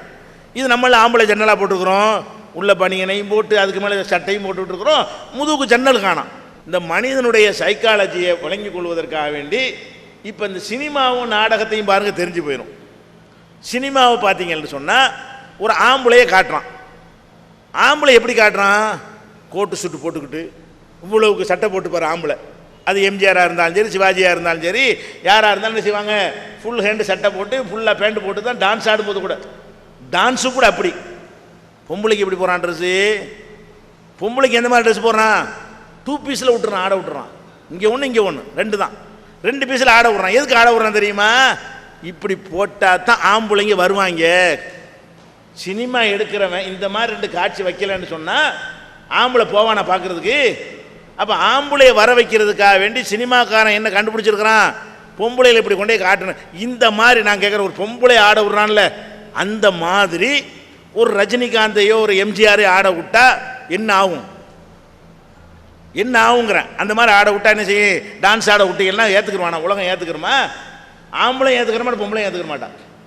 அப்போ ஏன் இது வந்து அப்போ ஆண்கள் வந்து ஃபுல் சட்டை போடுறது தான் நல்லதுங்கிறத விளங்கி வச்சுருக்கிறோம். பெண்கள் வந்து ஓப்பனாக தான் இருக்கணும்டா. அப்போ என்ன போக போடல? அப்போ பெண்கள் கண்ணியமானவங்க இல்லையா? அவங்கள போகிற வரவன்லாம் பார்த்து ரசிக்கிறதுக்கு தான் அவன் கணவன் ரசிக்கட்டும், அல்லது பெத்த தகப்பன் வந்து அவன் ஒரு வகையில் ரசிக்கட்டும், மகள்ங்கிற வகையில் ரசிக்கட்டும், கூட பிறந்த அண்ணன் அவன் ஒரு சகோதரிங்கிற முறையில் அவன் ரசிக்கட்டும், மற்றவன் வேறு மாதிரிலாம் ரசிக்கிறான். எந்த அளவுக்கு நம்ம இன்றைக்கி பார்த்துக்கிட்டு இருக்கிறோம். இதில் வந்து யாருமே விதிவிலக்கு கிடையாது. இந்த மேட்டரை எடுத்துக்கிட்டிங்கன்னா மத குருமாருங்கிறோம், அவனும் பொம்பளை விஷயத்தில் அப்படி தான் இருக்கிறான். பள்ளிக்கூடத்தில் படித்து கொடுக்குற எல்லாரையும் சொல்லலை, அதிகமான பேர் பள்ளிக்கூடத்தில் படித்து கொடுக்குற வாத்தியாருங்கிறோம், அவரும் அந்த மாதிரி தான். பொம்பளைன்னு வரும்போது என்ன செய்கிறாரு, சந்தர்ப்பம் வந்தால் அது மாதிரியான கேஸுகள்லாம் வந்து அரசாங்கம் சட்டசபையில் சட்டம் கொண்டு வர்றாங்க. மாணவிகள்கிட்ட சில்மிசம் பண்ணால் உடனே டிஸ்மிஸ் பண்ணுவோம். ஏன் சட்டம் கொண்டு வர அளவுக்கு நிலைமை நடக்க போய் தானே சட்டம் கொண்டு வர்றாங்க. உடனே வேலை நீக்கம் செய்வோம்னு சொல்கிறாங்க. யாருக்கு? மாதா பிதா குரு தெய்வம்னு சொல்லுவாங்க அந்த காலத்தில் இந்து மக்கள் மத்தியில். எழுத்தறிவித்தவன் இறைவன் ஆகும்பாங்க. எழுத்தறிவித்தவன் இறைவன் மாதிரி அப்படின்னு இஸ்லாத்தில் அதெல்லாம் கிடையாது. ஆனால் மற்ற மதத்தில் எல்லாம் என்ன வச்சுருக்காங்கன்னா, அந்த சொல்லித்தர்ற வாத்தியார் வந்து கடவுள் மாதிரி அப்படிங்கிற அளவுக்கு மதிக்கிறாங்க. அந்த மாதிரி மதிக்கக்கூடிய ஒருத்தர் வந்து தன்னிடத்தில் படிக்கக்கூடிய மாணவியை பார்த்தாரா? பொம்பளையாக தான் பார்த்தார். அவர் ஆம்பளை, ஒரு பொம்பளை, அது மட்டும் தான் அவருக்கு ஞாபகத்துக்கு வருதே தவிர நாம் ஒரு குருநாதரில் இருக்கிறோம், இவங்களை நம்பி நம்மள்கிட்ட வந்திருக்கிறாங்க, அவங்கள வேறு மாதிரி நம்ம பார்க்கக்கூடாதுன்னு நினைக்க மாட்டேங்கிறாரு. அந்த இளமையாக இருக்கக்கூடிய இந்த பெண்கள்கிட்ட பலவீனத்தை பயன்படுத்தி அவங்களுக்கு பொய்யான வாக்குறுதியில் ஆசை வார்த்தை காட்டி இதெல்லாம் நடத்தக்கூடிய காட்சியெல்லாம் பார்க்குறோம். அவங்களும் அப்படி தான் இருக்கிறாங்க. ஒரு மருத்துவருக்கு இந்த மாதிரி எண்ணமே வராதுங்க. ஏன்? அவங்க பாடியிலே புரள்ற ஆளுக்க, புணத்தோடையே பிறண்டாகிறதுக்கிறது பார்த்து எல்லாமே இந்த மாதிரி எல்லாம் வரவே கூடாது. அது கூட உயிர் காக்கக்கூடிய ஒரு சேவையில் இருக்கிறாங்க. மருத்துவர்களும் இப்படி தான் நடக்கிற பார்க்குறோம். பேப்பரில் வருதா? எல்லாரையும் நான் சொல்லலை, எல்லாரையும் சொல்லலை, இல்லைன்னு நீங்கள் சொல்லலை. மருத்துவர்கள் யார் அப்படி நடக்க மாட்டாங்கன்னு சொல்ல முடியுமா? மருத்துவர்களே அந்த மாதிரி நடக்கிறாங்க, ஆசிரியர்கள் நடக்கிறாங்க, எங்களை மாதிரி மத குருமார்களே அந்த மாதிரி நடக்கிறாங்க. அப்போ இது யாரை போட்டுக்கிட்டு விதிவிலக்கு பண்ண போகிறீங்க? யாரையும் பண்ண இயல. அப்போ நம்ம என்ன செய்யணும்? அந்த செக்யூரிட்டியான முறையில் அவங்க இருந்து கொள்வார்களே ஆனால் அது பாதுகாப்பு. அந்த அடிப்படையில் பொதுவாக மனிதன் அப்படி இருக்கிறான். எல்லா ஆண்களுமே படித்தவன் படிக்காதவன் முஸ்லீம் இந்து அதெல்லாம் கிடையாது. ஆம்பளையாத்தான் இருக்கிறான், அவனுடைய பார்வை ஆம்பளையாத்தான் இருக்கிறது. சில பேர் விதிவிலக்காக இருப்பார்கள், அதை நமக்கு நெத்தில எழுதி ஒட்டியிருக்காது. இவன் விதிவிலக்கில் உள்ளவனா, இவன் வேறு மாதிரி கேஸாக நமக்கு கண்டுபிடிக்க முடியும். நம்ம அது மாதிரி இருக்கிறாங்கன்னா எல்லாத்தையும் ஒரே மாதிரி தான் வச்சுக்கிற வேண்டியிருக்கு, நம்மளை பாதுகாத்து கொள்ள வேண்டும். அப்போ அந்த மாதிரியான ஒரு அடிப்படையில் யாரையும் விதிவிலக்கு கொடுக்க முடியாத நடக்கிறதை பார்க்கும் பொழுது அந்த ட்ரெஸ்ஸுகளை நம்ம என்ன செய்ய வேண்டியிருக்குது? கரெக்ட் பண்ண வேண்டியிருக்குன்னு சொல்லி இப்போ ஹரியானாங்கிறது இந்தியாவில் உள்ள ஒரு மாநிலம் தானே. ஹரியானாவிலேருந்து ஒரு அரசாங்கத்தை உத்தரவு போட்டிருக்கிறாங்க. என்ன சொல்கிறாங்க? அரசு ஊழியர்கள் பெண்கள் வேலைக்கு வரும் பொழுது அவங்க அரைகுறை ஆடையோடு வரக்கூடாது, உடம்பை மறைக்கக்கூடிய ஆடையோடு தான் வரணும்னு சொல்லி. எதனால உத்தரவு ஏன் போடுறான்? திடீர்னு போடுவானா? பல கசமுசா நடந்த பிறகு போடுறான். எப்போ போடுறான்? இதெல்லாம் திடீர்னுலாம் உத்தரவு போட மாட்டான். அங்கே ஒன்று இங்கே ஒன்று டெய்லி பேப்பரில் அதே மாதிரி நியூஸு பார்த்தான், அடே இதுக்கு தான் வழின்னு சொல்லி என்ன செய்கிறான்? ஹரியானாவில் உத்தரவு போட்டிருக்கிறான். நம்ம தமிழ்நாட்டில் கூட உத்தரவு போட்டான் போன மாதம். என்ன உத்தரவு போட்டான்? சுற்றுலாவுக்கு கொஞ்சம் கொஞ்சமாக இறங்குறாங்க. சுற்றுலாவுக்கு செல்லக்கூடிய நேரத்தில் பெண்கள் கவர்ச்சியான ஆடை அணிந்து பெண்கள் போகக்கூடாது, சுற்றுலாவுக்கு போகும்போது மட்டும், வெளியே போகும்போது மட்டும் அப்படி ஆர்டர் பண்ணியிருக்கிறாங்க. பிரிட்டனில் ஒரு நவீன பள்ளிக்கூடம், ஃபேமஸான ஒரு பள்ளிக்கூடம், பெண்கள் குட்டப்பாவாடை அணிஞ்சு வந்தால் வெளியேற்றிடுவோம். குட்டப்பாவாடை அணிஞ்சிட்டு பாருங்களேன், அது கூட எப்படி பண்ணுறான்னு கேட்டால், ஒரு பள்ளிக்கூடத்தை எடுத்துக்கிறங்க. ஒரு ஆம்பளைக்கு என்ன யூனிஃபார்ம் போடுறான்? அவனுக்கு முழு சட்டை முழு பேண்ட்டு, ஒரு ஆம்பளைக்கு யூனிஃபார்ம். பொம்பளைக்கு என்ன யூனிஃபார்ம் போடுறான்? தொடை வரைக்கும் உள்ள கவுனு. என்னங்கடா இது? என்ன கொஞ்சமாக லாஜிக் இருக்க? இதில் ஒரே படிப்பு ஒரே இதுக்கு போகிறாங்க. ஆம்பளை எல்லாத்தையும் மறைச்சிக்கிட்டு அவன் டவுசர் போட்டுருன்னா பிரச்சனையே இல்லை. ஆம்பளை முழுசாக மறைச்சிக்கிட்டு போனால், பொம்பளைக்கு இந்த மாதிரி அரைக்கால்னு போட்டால் அவன் என்ன செய்யறான்? ஆம்பளை பசங்கள்லாம் மார்க் வாங்க மாட்டேங்கிறான், அவன் தொடையை தான் பார்க்குறான், அவன் புஸ்தகத்தை பார்க்குறா. இவன் வேற கெட்டு நான் எதுக்கு மார்க் வாங்கல? ஆம்பளை அறிவு இல்லைங்கிறீங்களா? மேலே போய் பெரிய விவரம் விஞ்ஞானிகள் ஆம்பளை தான் இருக்கிறான். இந்த பருவத்தில், விடலை பருவத்தில் என்ன ஆகுதுன்னு கேட்டால், இந்த மாதிரியான கோலத்தில் விட்டவுடனே இவன் இந்த மாதிரி வேலையில் ஈடுபடுறான்னு. இதை வேற படிக்க மாட்டேங்கிறான், ஃபஸ்ட்டு மார்க் வர மாட்டேங்கிறான், ஆம்பளை வரவே மாட்டேங்கிறான். இப்போ ஆச்சு அரிதாக வருகிறது. அப்போ ஏன் இந்த மாதிரி பள்ளிக்கூடத்தில் படித்து கொடுக்குறவனு கூட ஏன் இது தெரியலை? இந்த உடற்கூறு சொல்லி கொடுக்குறாங்களா இல்லையா? ஏன் ஆம்பளை மாதிரி பொம்பளை போட்டுருமே? ஆம்பளை போடுற மாதிரி ஃபுல் பேண்ட் ஃபுல் சட்டை மாதிரி பெண்களுக்கு அது மாதிரி ஒரு ஆடையை நீங்கள் உண்டாக்குங்க. முழுசாக என்ன செய்யணும்? தொடையெல்லாம் மறைக்க வேண்டும், இடுப்பெல்லாம் மறைக்க வேண்டும். அந்த மாதிரி தான் பெண்கள் வரணும்னா என்ன முன்னேற்றத்துக்கு தடையாகிவிடும். இது ஆண்கள் பார்த்து ரசிக்கிறதை தவிர வேறு என்ன லாபம் அதில் இருக்குது? பெண்கள் இந்த மாதிரி ஆடை குறைப்பு செய்வதனால அவங்களுக்கு தான் என்ன லாபம்? அதில் ஆண்கள் பார்த்து ரசிப்பார்கள் என்பதை தவிர வேற என்ன லாபம் இருக்குது சொல்லுங்கள்? அதனால் நன்மை என்னன்னு சொல்லுங்கள்? அந்த நன்மை இல்லாதனால ஆம்பளை அப்படி இருந்துகிட்டு இருக்கிறோம். அவ்வளோ வேணாங்க. இந்த டென்னிஸ் விளையாட்டு பாருங்கள், டென்னிஸ்னு ஒரு விளையாட்டு போடுறாங்க. பொம்பளைக்கு என்ன ட்ரெஸ், ஆம்பளைக்கு என்ன கொடுக்குறான் பார்த்தீங்களா? ஆம்பளைக்கு ட்ரெஸ் முட்டுக்கால் வரைக்கும் இருக்குது, அவன் பெருமுடா போட்டுட்டு ஆடுறான். ஒரே விளையாட்டு டென்னிஸ் அடிக்கிறான். என்ன பண்ணுறான்? அவனுக்கு முட்டுக்கால் அளவுக்கு டவுசர், முக்கா டவுசரை போட்டு என்ன செய்கிறான்? அவனை விளையாட விடுறாங்க. பொம்பளைக்கு என்ன போடுறான்னு கேட்டால், அவள் பந்து அடிக்கும்போது ஜட்டி தான் தெரியுது. எவ்வளவுக்கு குறைச்சிருக்காங்க பாருங்க. அப்படி ஒரு விளையாட்டில் இந்த பொம்பளை மதிக்கிறான கேவலப்படுத்துறான். கேட்குறேன், இது பெண்களை கண்ணியப்படுத்துகிற கேவலப்படுத்துறதா? ஏன்டா அந்த பொம்பளை இந்த பார்த்து ரசிக்கிறதுக்கு தானே இந்த மாதிரி பண்ணுறீங்க? அனைவருக்கும் காட்சி பொருள் ஆக்கணும், அவள் குதிக்கிறது ஆடுறதையும் பார்க்கணும். இது இல்லைன்னு சொன்னால் அதே அட்ரஸ் ஆம்பளை போட்டு ஆடத்தானே செய்யறான். அவனுக்கு முக்கா டவுசர் போட்டு ஆட முடியும்னா அதையும் பொம்பளைக்கு ஆட முடியாது. அவள் பொம்பளைக்கு ஆடுறதுக்கு ஒரு ட்ரெஸ், ஆம்பளைக்கு ஒரு ட்ரெஸ்ன்னு போடுறான்னா என்ன காரணம்? எல்லா இடத்துலையும் கவனிக்கிறாங்க. எல்லா இடத்துலையும் ஆம்பளை பார்வை எப்படி வருதுன்னா, பொம்பளை கொஞ்சம் குறைப்ப தான் பார்த்து ரசிக்கலாம். எந்த டிபார்ட்மெண்ட்டில் இருந்தவன் உண்டாக்குறதா, விதியை உண்டாக்குறதா இருந்தாலும் பெண்களுக்கு பார்த்து ரசிக்கணும் என்பது உள்ளுக்குள்ளே கலந்துருக்கிறது. ஆண்கள் தான் இந்த விதிகள்லாம் உண்டாக்குறான். உண்டாக்கும்போது எப்படி உண்டாக்குறான்? அவன் நம்ம பெண்களை நம்ம போக பொருளாகத்தான் பார்க்குறானே தவிர நமக்கு சமமான சக மனுஷியாக பார்க்கவில்லை. சக மனுஷியாக பார்க்குறேன்னு சகோதரர் சொன்னார். எது சக மனுஷி? நான் போடுற மாதிரி என் மனைவி ட்ரெஸ் போடணும்னா அதான் சக மனுஷி. அப்போ பெண்ணுரிமை கிடையாது. இதெல்லாம் பெண்ணுரிமை கிடையாது. படிக்க சொல்லுங்கள் பெண்ணுரிமை, கட்டாய கல்யாணம் பண்ணக்கூடாதுன்னு சொல்லுங்கள், அதுக்கு பெண்ணுரிமை. விருப்பம் கேட்டு தான் கல்யாணம் பண்ணு பெண்ணுரிமை. சொத்து வாங்கிக்கிற சொல்லுங்கள் பெண்ணுரிமை. அந்த காலத்தில் சொத்துரிமை கொடுத்த மார்க்கம் இஸ்லாம். சொத்துரிமை இருக்கு. இதெல்லாம் உரிமைகள் விஷயத்தில் நீங்கள் எவ்வளோ நாள் போராடலாம். அதே மாதிரி இஸ்லாம் என்ன சொல்லுதுன்னு கேட்டால், ஒரு ஆணும் ஒரு அந்நிய ஆணும் அந்நிய பெண்ணும் தனித்து இருக்கவே கூடாது. இஸ்லாமுடைய சட்டம் என்னன்னு கேட்டால், ஒரு பெண்ணு போகலாம், வெளியெல்லாம் போகலாம், ஒரு ஆம்பளை இருக்கிறான், அந்த ஆம்பளை தகப்பன் அண்ணன் மாதிரி இல்லாத எந்த ஆம்பளை, மதகுருவா, ஆசிரியரா, அரசியல்வாதியா, மருத்துவரா, அல்ல வேற எந்த ஒரு விஞ்ஞானியா, கிழவனா, அதெல்லாம் பேச்சு கிடையாது. தனியாக இருந்தால் அது வேற மாதிரி. மூணாவது, எந்த இடத்தில் ஒரு ஆணும் பெண்ணும் தனித்து இருக்கிறார்களோ மூன்றாவதாக அங்கே சைத்தான் இருப்பான். ப்ராஃபட் எங்கள் நபிகள் நாயகம் சொன்னார்கள், ஒரு ஆணும் ஒரு பெண்ணும். அவன் இன்னும் சொல்ல போனால் 75 வயசு கிழவன் ஆம்பளைங்கிறத காட்டுறான பேப்பரில் பார்க்கல இல்லையா? 25 வயசுக்காரன் மட்டும் ஆட்டம் போடுறான். 75 வயசு கிழவனாக இருந்தாலும் எல்லா கிழவனும் இல்லை, நான் சொல்வது எல்லாம் எல்லாருக்கும் நீங்கள் நினச்சிடக்கூடாது. அப்படிப்பட்ட கிழவர்களும் இருக்கிறார்கள், அப்படிப்பட்ட விஞ்ஞானிகளும் இருக்கிறார்கள், அப்படிப்பட்ட டாக்டர்களும் இருக்கிறார்கள், அப்படிப்பட்ட ஆசிரியர்கள் இருக்கிறார்கள், அப்படிப்பட்ட சொற்பொழிவாளர்கள், நான் சொற்பொழிவு என்ன சேர்த்துக்கிறேங்க, அப்படிப்பட்ட சொற்பொழிவாளர்கள் இருக்கிறார்கள். ஆன்மீகத்தில் இருக்கிறவங்க எல்லாத்துலேயும் என்ன இருக்கிறாங்கன்னு கேட்டால், இந்த மாதிரி பெண்களை ஒரு போகமாக பார்ப்பது என்பது அவங்களுக்குள்ளே இருக்கிறது, தனித்து இருக்கக்கூடாதுன்னு சொல்லுது. அந்த அடிப்படையில் தான் இந்த பெண்கள்லாம் வந்திருக்கிறாங்க. இதுக்குன்னா மார்க்க இஸ்லாம் தடுக்கவில்லை. இங்கே இடம் உங்களுக்கு முஸ்லீம் அல்லாத மக்களுக்கு தரணும் என்பதற்கு தான் இங்கே குறைவாக கொஞ்சம் பேர் உட்காந்துருக்குறாங்க. வெளியில் எவ்வளோ இருக்காங்க பெண்கள், எவ்வளோ இருப்பாங்க? 500 பேருக்குள்ள வந்திருக்கிறாங்க. இடம் இல்லாதனால.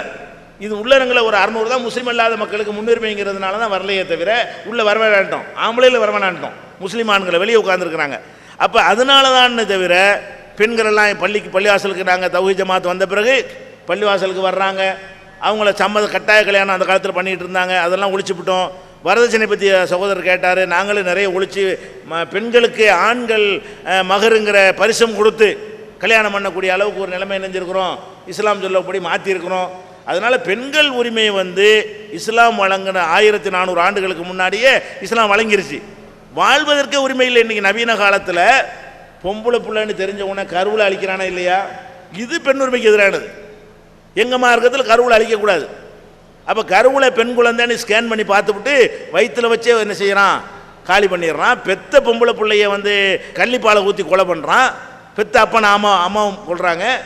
அப்போ அது மாதிரியான பெண் உயிர்களுக்கு எதிராக நடக்கக்கூடிய கொடுமைகள்லாம் நம்ம வன்மையாக கண்டிக்குது. 1400 வருஷங்களாக இஸ்லாம் கண்டிக்கிறது. அப்போ இந்த வகையில் பெண்களுடைய கல்விக்கு இஸ்லாம் தடுக்கவில்லை, அவங்களுடைய உழைப்பை தடுக்கவில்லை, அவங்களுக்கு சமமாக வழிபாட்டு உரிமையை தடுக்கவில்லை, சொத்துரிமையை தடுக்கவில்லை, அவங்க மன வாழ்க்கையை தேர்வு செய்கிற உரிமையை தடுக்கவில்லை. அதில் எல்லா உரிமையும் இஸ்லாம் கொடுத்தான் வைத்திருக்க. என்ன சொல்லுதுன்னு கேட்டால், பெண்களுடைய உடற்கூரை அனுசரித்து ஆண்களுடைய பலவீனத்தையும் கவனத்தில் கொண்டு அதுக்கு ஏற்றவாறு இதை செய்யணும். இன்னொன்னையும் சொல்கிறேன் கேளுங்க, இது புதுசாக கண்டுபிடிச்சது. ஒரு 6 மாதத்துக்கு முன்னாடி குமுதம் பத்திரிகையில் கூட வந்தது. இது கொஞ்சம் ஆண்களுக்கு நான் சொல்ல வேண்டி இருக்கிறது. இது முக்கியமான ஒரு விஷயம். என்னன்னு கேட்டால், இப்போ பெண்கள் ஒரு கவர்ச்சியான ஆடைகள் அணிந்து போகிறாங்கன்னு வைங்க, அறகுறையா, அதை ஒரு ஆண் திருப்பி ரொம்ப நேரம் ரசித்தானையானால் அது அவனுடைய ஆண்மையை பாதிக்கும், அவனுடைய குடும்ப வாழ்க்கையுடைய அந்த இன்ட்ரெஸ்டே அவனுக்கு குறைத்து விடும் அப்படின்னு இப்போ கண்டுபிடிச்சிருக்கிறாங்க. எல்லா உலகம் பூரா இது நியூஸாக வந்திருக்கிறது. எந்த அளவு கண்டுபிடிச்சிருக்கிறாங்கன்னு கேட்டால், இப்போ இந்த சவுதி அரேபியாவில் எல்லாம் போகிறான். அந்த நாட்டில் கணவன் மனைவி எவ்வளோ நாளைக்கு சந்தோஷமாக இருக்கிறார்கள் அதை எடுக்கிறான். பிரிட்டன் மாதிரி நாடுகளில் எவ்வளோ வேண்டாலும் திறந்து போட்டு போனான்னு வச்சுருக்கிறான்ல, அந்த மாதிரியான நாடுகளில் கணவன் மனைவி எத்தனை நாளைக்கு சந்தோஷமாக இருக்காங்கன்னு ஆய்வு பண்ணுறான். எந்த நாட்டில் பெண்கள் இந்த வெளி உலகத்தில் கவர்ச்சியாக நடமாடாமல் இருக்கிறார்களோ அந்த நாட்டில் மாதத்திற்கு ஆவரேஜா, அதாவது ஆவரேஜ்னா என்ன, அவன் 60லேருந்து எடுக்கிறான், 25 வயசுலேருந்து எடுக்கிறான் வயசு ஆண்களை. ஆவரேஜாக என்ன செய்கிறான்னா, மாதத்தில் 20 நாளைக்கு குறையாமல் அவங்க மனைவியோட சந்தோஷமாக இருக்கிறார்கள். இந்த மாதிரியான பகுதிகளில் மாதத்துக்கு 3 நாள் கணக்கு கூட ஆவரேஜில் 25 வயசு இளமையில் எப்படி பண்ணிடுவாங்க, போக போக குறைஞ்சி போயிடும். அப்போ இதுக்கு என்ன காரணம்னு சொல்கிறான்னு கேட்டால், இந்த கவர்ச்சியான நிலையில் ஒரு பெண்களை பார்த்து ரசிக்கும் பொழுது ஆணிடமிருந்து ஒருவித திரவம் சுரக்கும், ஒரு திரவம் லேசாக சுரக்கும். அந்த திரவம் சுரந்த பிறகு அவனுக்கு அதன் பிறகு அந்த குடும்ப வாழ்க்கையில் ஈடுபடுற இன்ட்ரெஸ்ட் குறைந்து விடும். திரவம் சுரந்துக்கிட்டே ஒரு தடவை சுரந்தால் மறுபடியும் குடும்ப வாழ்க்கை ஈடுபட்டுருணும். திரும்ப திரும்ப அந்த சிரவம் திறந்துக்கிட்டே இருக்குமே. ஆனால் ஒரு திரவம் சுரந்தால் அடுத்து விந்து வந்து விட வேண்டும், குடும்ப வாழ்க்கை ஈடுபட்டுற வேணும். திரவம் சுரந்து அடுத்த நாள் சுரந்து அடுத்த நாள் சுரந்து அடுத்த நாள் சுரந்துட்டு இருக்குமே. ஆனால் ஒரு திரவம் கசியுமா இல்லையா? அது எதுக்குன்னா இது முக்கியமான மேட்டருக்காக நான் சொல்கிறேன். பெண்கள் நீங்கள் அறகுறையாக அணிகிறது ஆம்பளையும் பாதிக்குது, அது சொல்கிறேன்.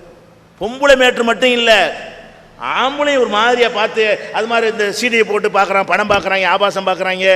இதெல்லாம் பார்த்துக்கிட்டு இருந்தான்னு வைங்க, பார்த்துக்கிட்டு சும்மா இருக்க முடியாது. அவனுக்கு ஒரு விதமான ஒரு திரவம் கசியக்கூடிய நேரத்தில் இப்படி திருப்பி திருப்பி ஒரு நாளைக்கு 2 தடவை ஒரு தடவை வந்துக்கிட்டு இருக்குமே. ஆனால் ஒரு தடவை அந்த திரவம் வந்து விட்டால் குடும்ப வாழ்க்கை ஈடுபட்டுறணும். இல்லாமல் அது விந்து வெளிப்படாமல் இதுவாக ஒருத்தன் வந்துக்கிட்டு இருக்குமே. ஆனால் அதனால் ஆண்மையை பாதிக்கும். அதுக்கப்புறம் மனைவிட்ட போனால் அவனுக்கு அந்த ஒரு விருப்பமே வராது. பெண்கள் வலுக்கட்டாயப்படுத்துகிற அளவுக்குலாம் கொண்டு போய் விடும் என்றெல்லாம் அது விரிவான ஆராய்ச்சி. நான் சுருக்கி உங்களுக்கு சொல்கிறேன்.